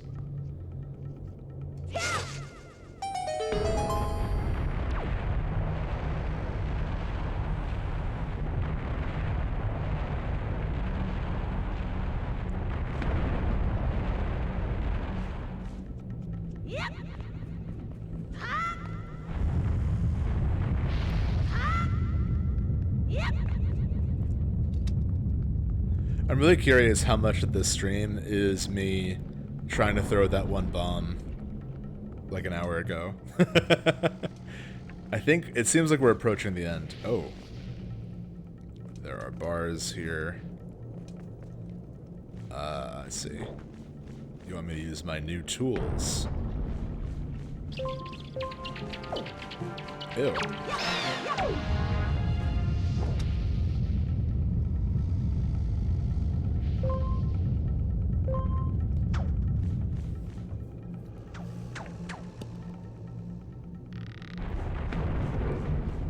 Oh.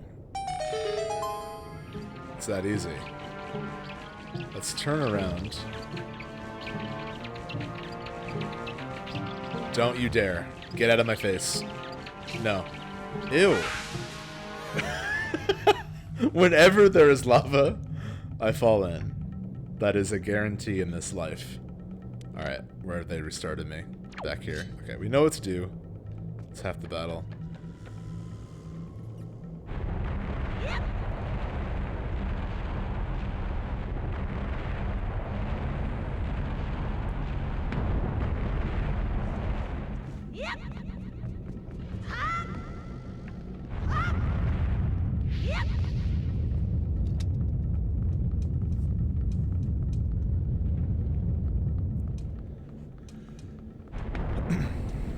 Okay.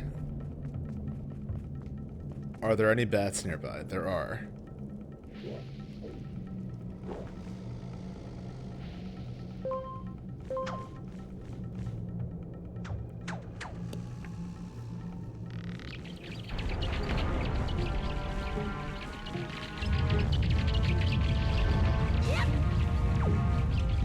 Oh, it already happened. I'm out of here.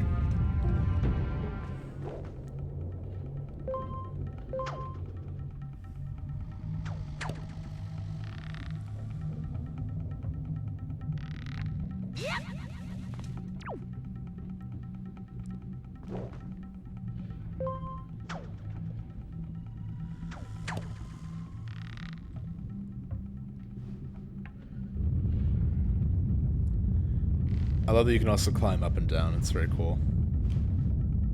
Very Uncharted.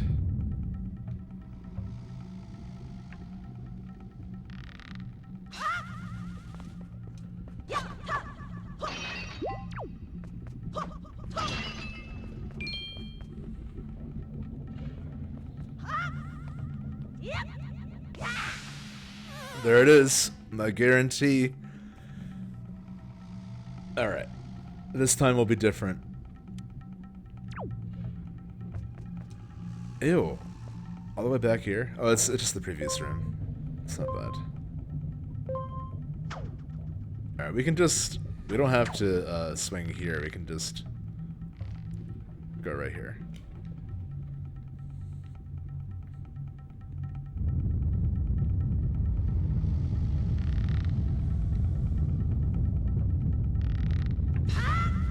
There's a photo mode in the Wii U HD port.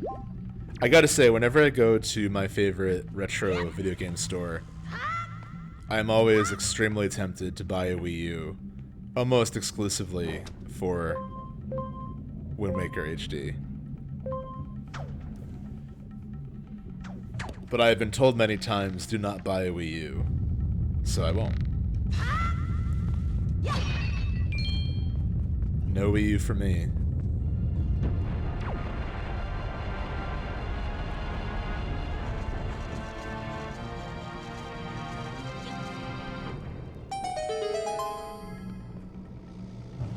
Yeah, I was like, that's a little too easy. Hello. Oh, I know what to do. I know what you want me to do. No!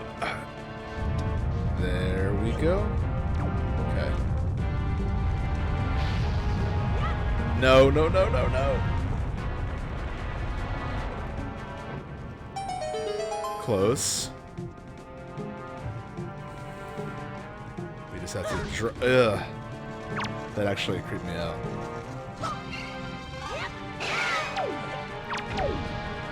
Oops. Well, we're not supposed to kill it. That's the, there we go. There's a new one. We just gotta stun it and then put it on the switch.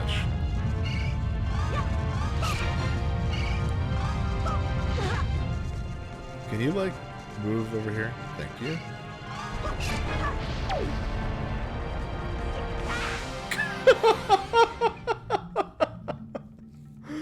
Oh boy.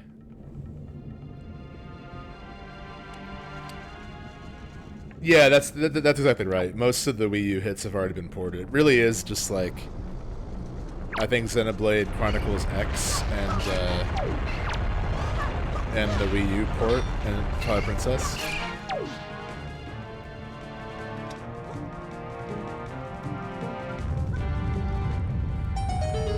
Let's try this. There we go. What? It's not exact. Come on. There we go. Please don't wake up. There we go. We got it.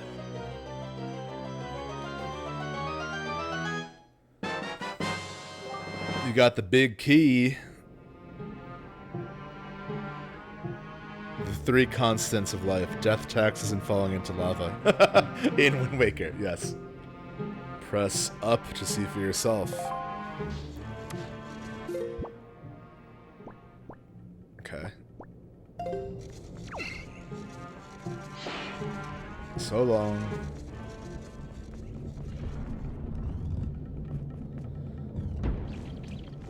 Ew.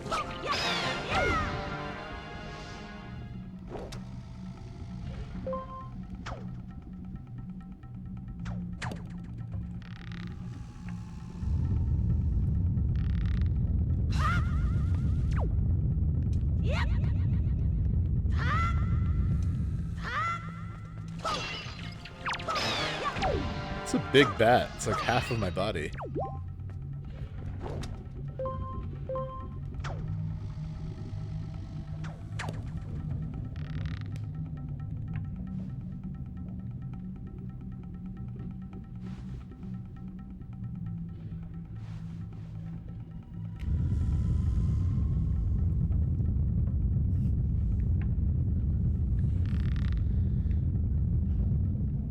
Might actually want to get a little bit more height here. There we go.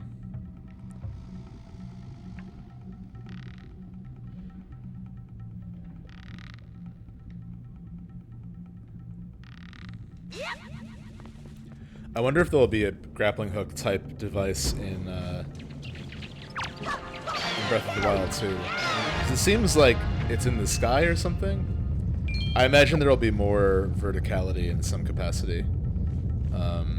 Okay, so where are we going here? Where is the boss? How do I do anything in this game?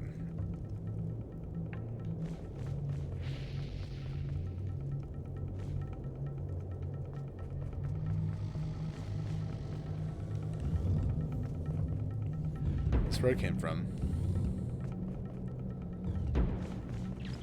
Ew.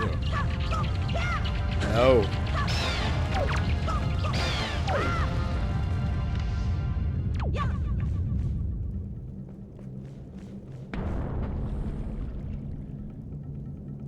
So I have to go back on that platform? I think so. So I think I have to... Yeah.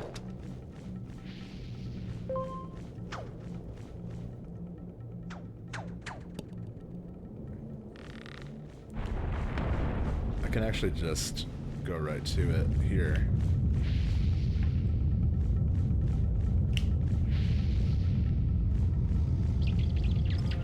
No, please. Not now. Not now, Bat. I'm sorry. Come on. There we go. Wow. I think the game kind of glitched out a little bit there. Is this correct? No, this is not correct.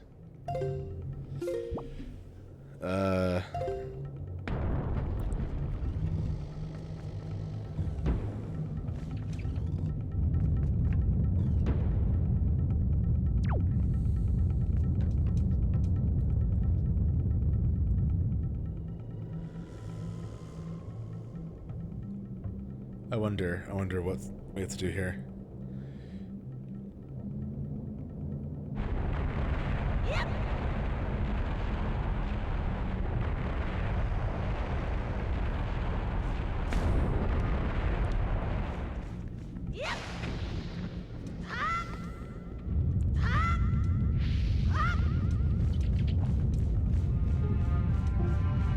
No more bats, please.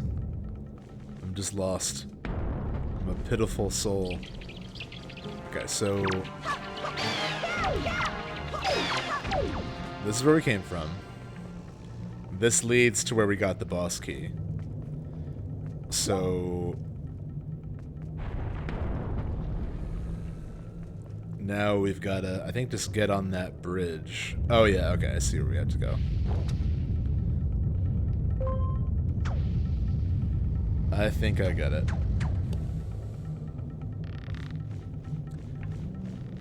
So we gotta get right here. No, please.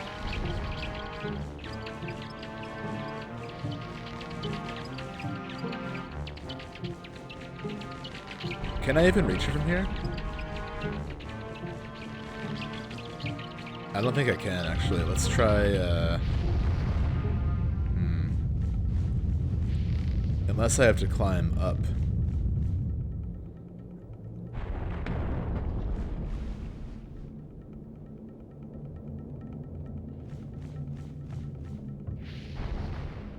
Hold on. If I go lower, maybe I can get enough height. Oh my god.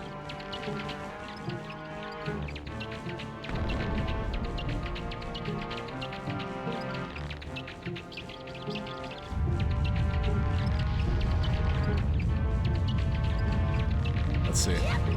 No. Okay, I'm not sure. I'm not sure what to do.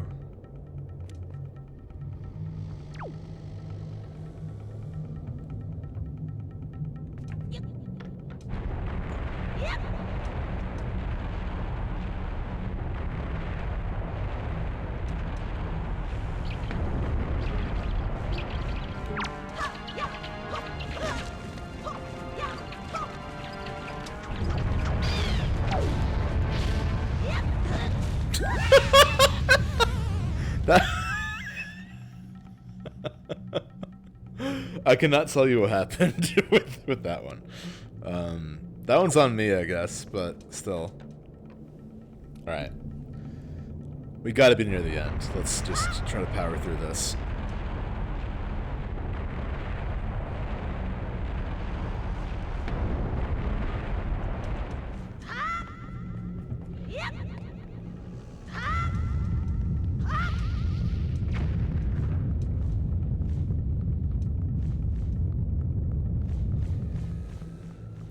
Wait a minute, do I still have the big key?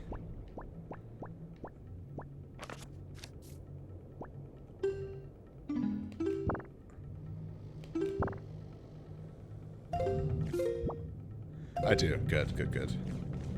Got nervous.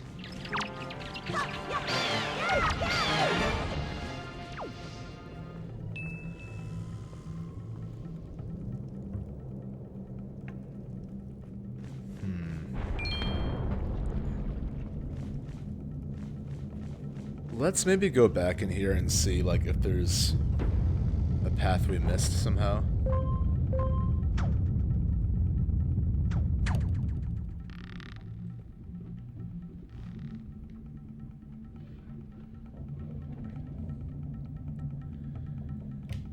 No, I mean, okay, hold on. We can see... I can't pause while I'm hanging. Alright.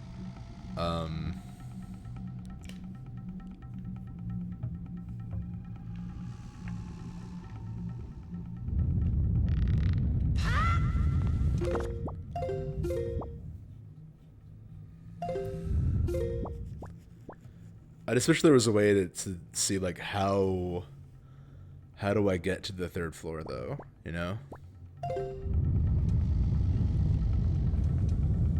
I think I might have to go, like, back down and outside, potentially.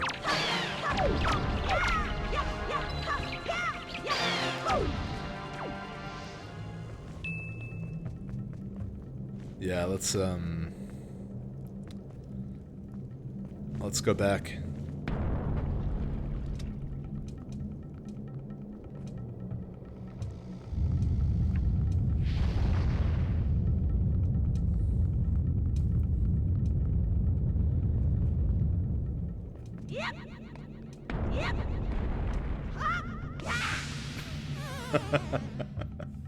I looked away at my phone for 1 second. I was like, I feel confident in this jump.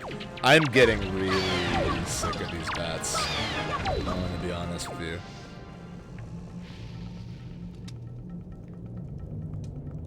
No, that's not it. Come on. There we go.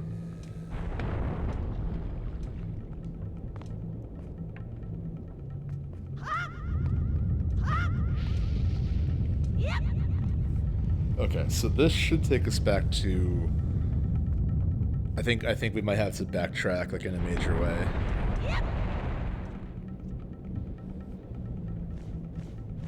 Like, I don't even think we've seen the boss door yet. It's like I don't really have a mental map even.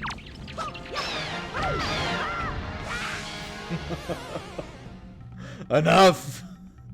I really, really dislike lava and bats at this point in my life. Okay.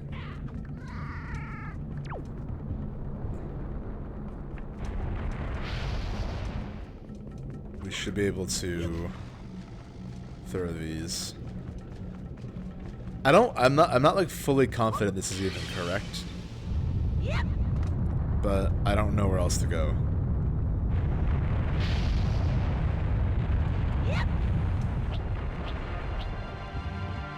Oh wow.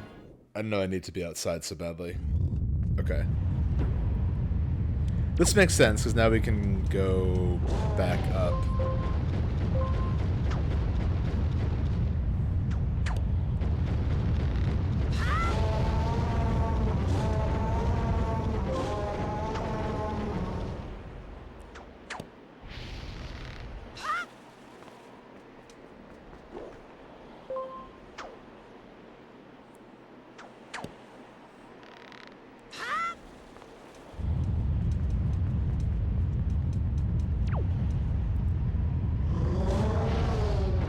Dead end.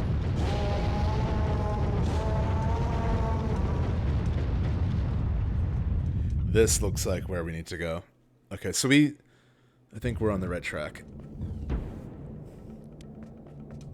Yeah, we definitely are.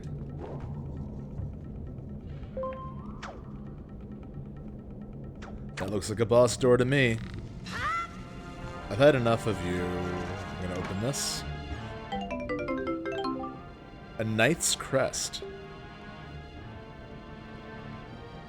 Oh yeah. Okay.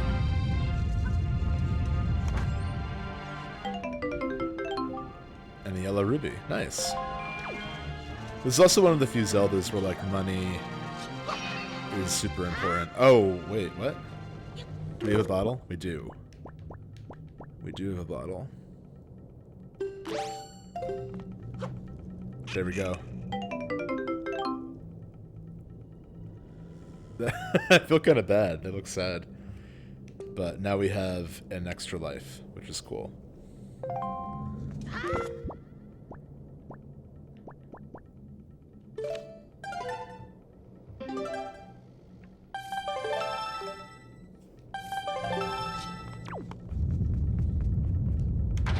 Alright, wish me luck. This is the big boss.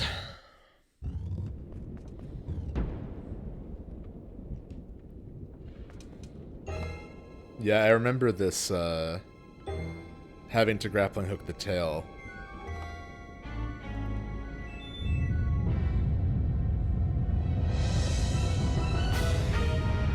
Excuse me. I got me yawning during this, like, dramatic introduction. Cool boss. Cool design. Alright. Oh, wow. Can I,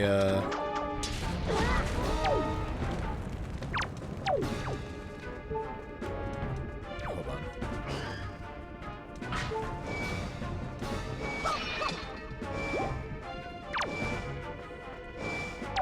Oh, okay, so when his...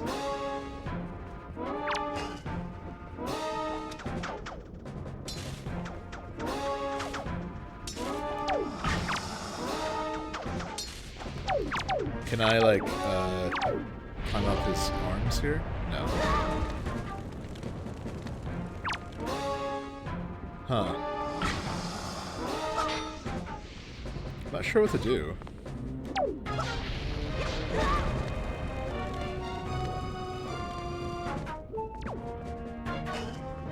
Oh, okay. I can just from the beginning I can do this.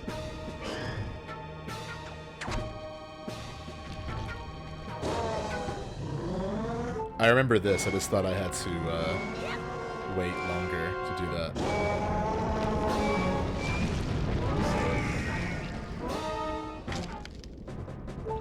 All right, so that's the move.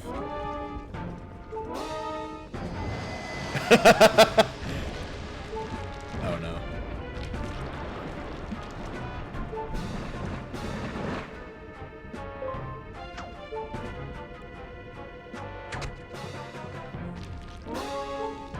This is honestly fairly challenging for a first dungeon.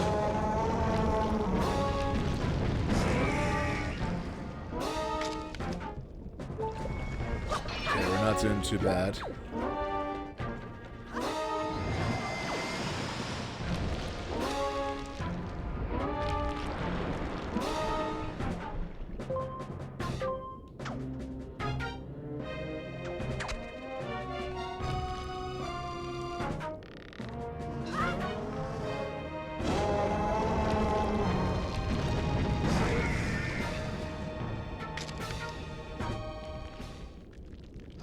Sorry, dude.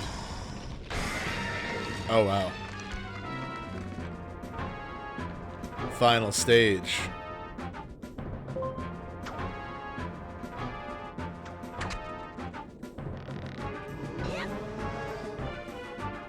Oh, is that not what we're supposed to do anymore?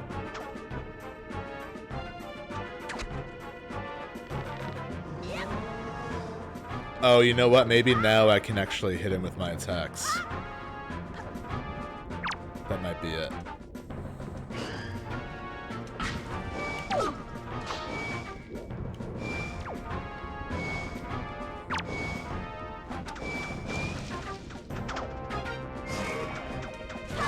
There we go. Now that he doesn't have eyelids, I can really use my true power. Wow, that was a fun boss.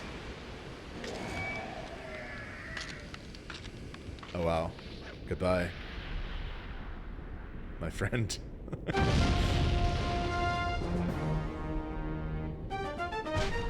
Oh, hell yeah.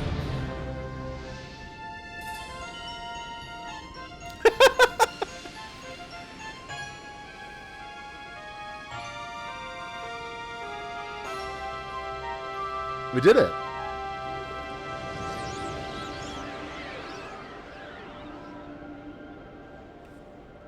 I will take that heart piece for sure.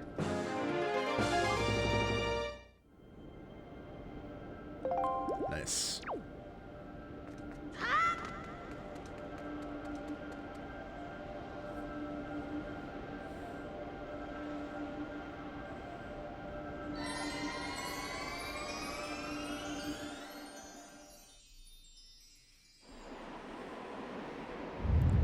The Great Thalu, doing better.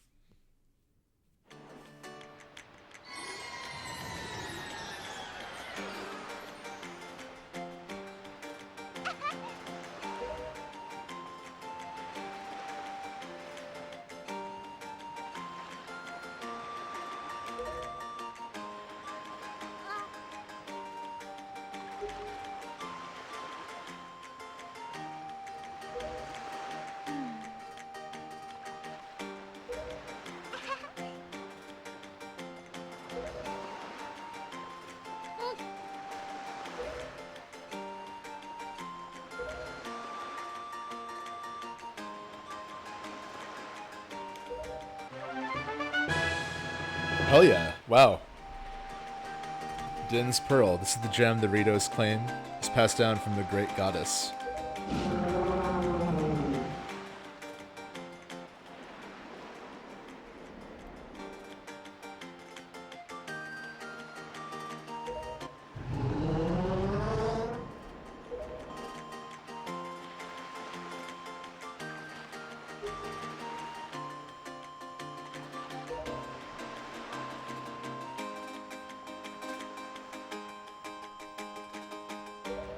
I think that's where we learn the song that changes the direction of the wind. The Grateful Lou also names you Steven, a true hero. Hell yeah.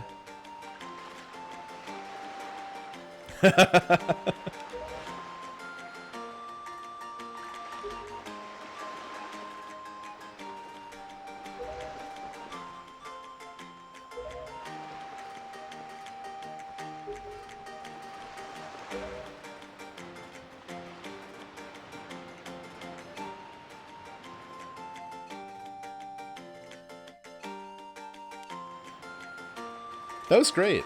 Oh man, I love this game so much. Eyeing the beetle suspiciously. I think that's gonna do it for me. Thank you all for joining me today. If you're watching, did the boat just yawn?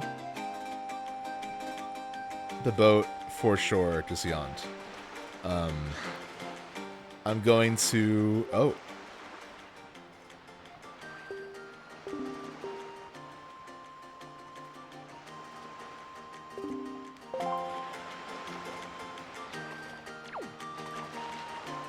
I am going to sign off for now. If you're interested in like a full playthrough, nobody picked on me. Wait.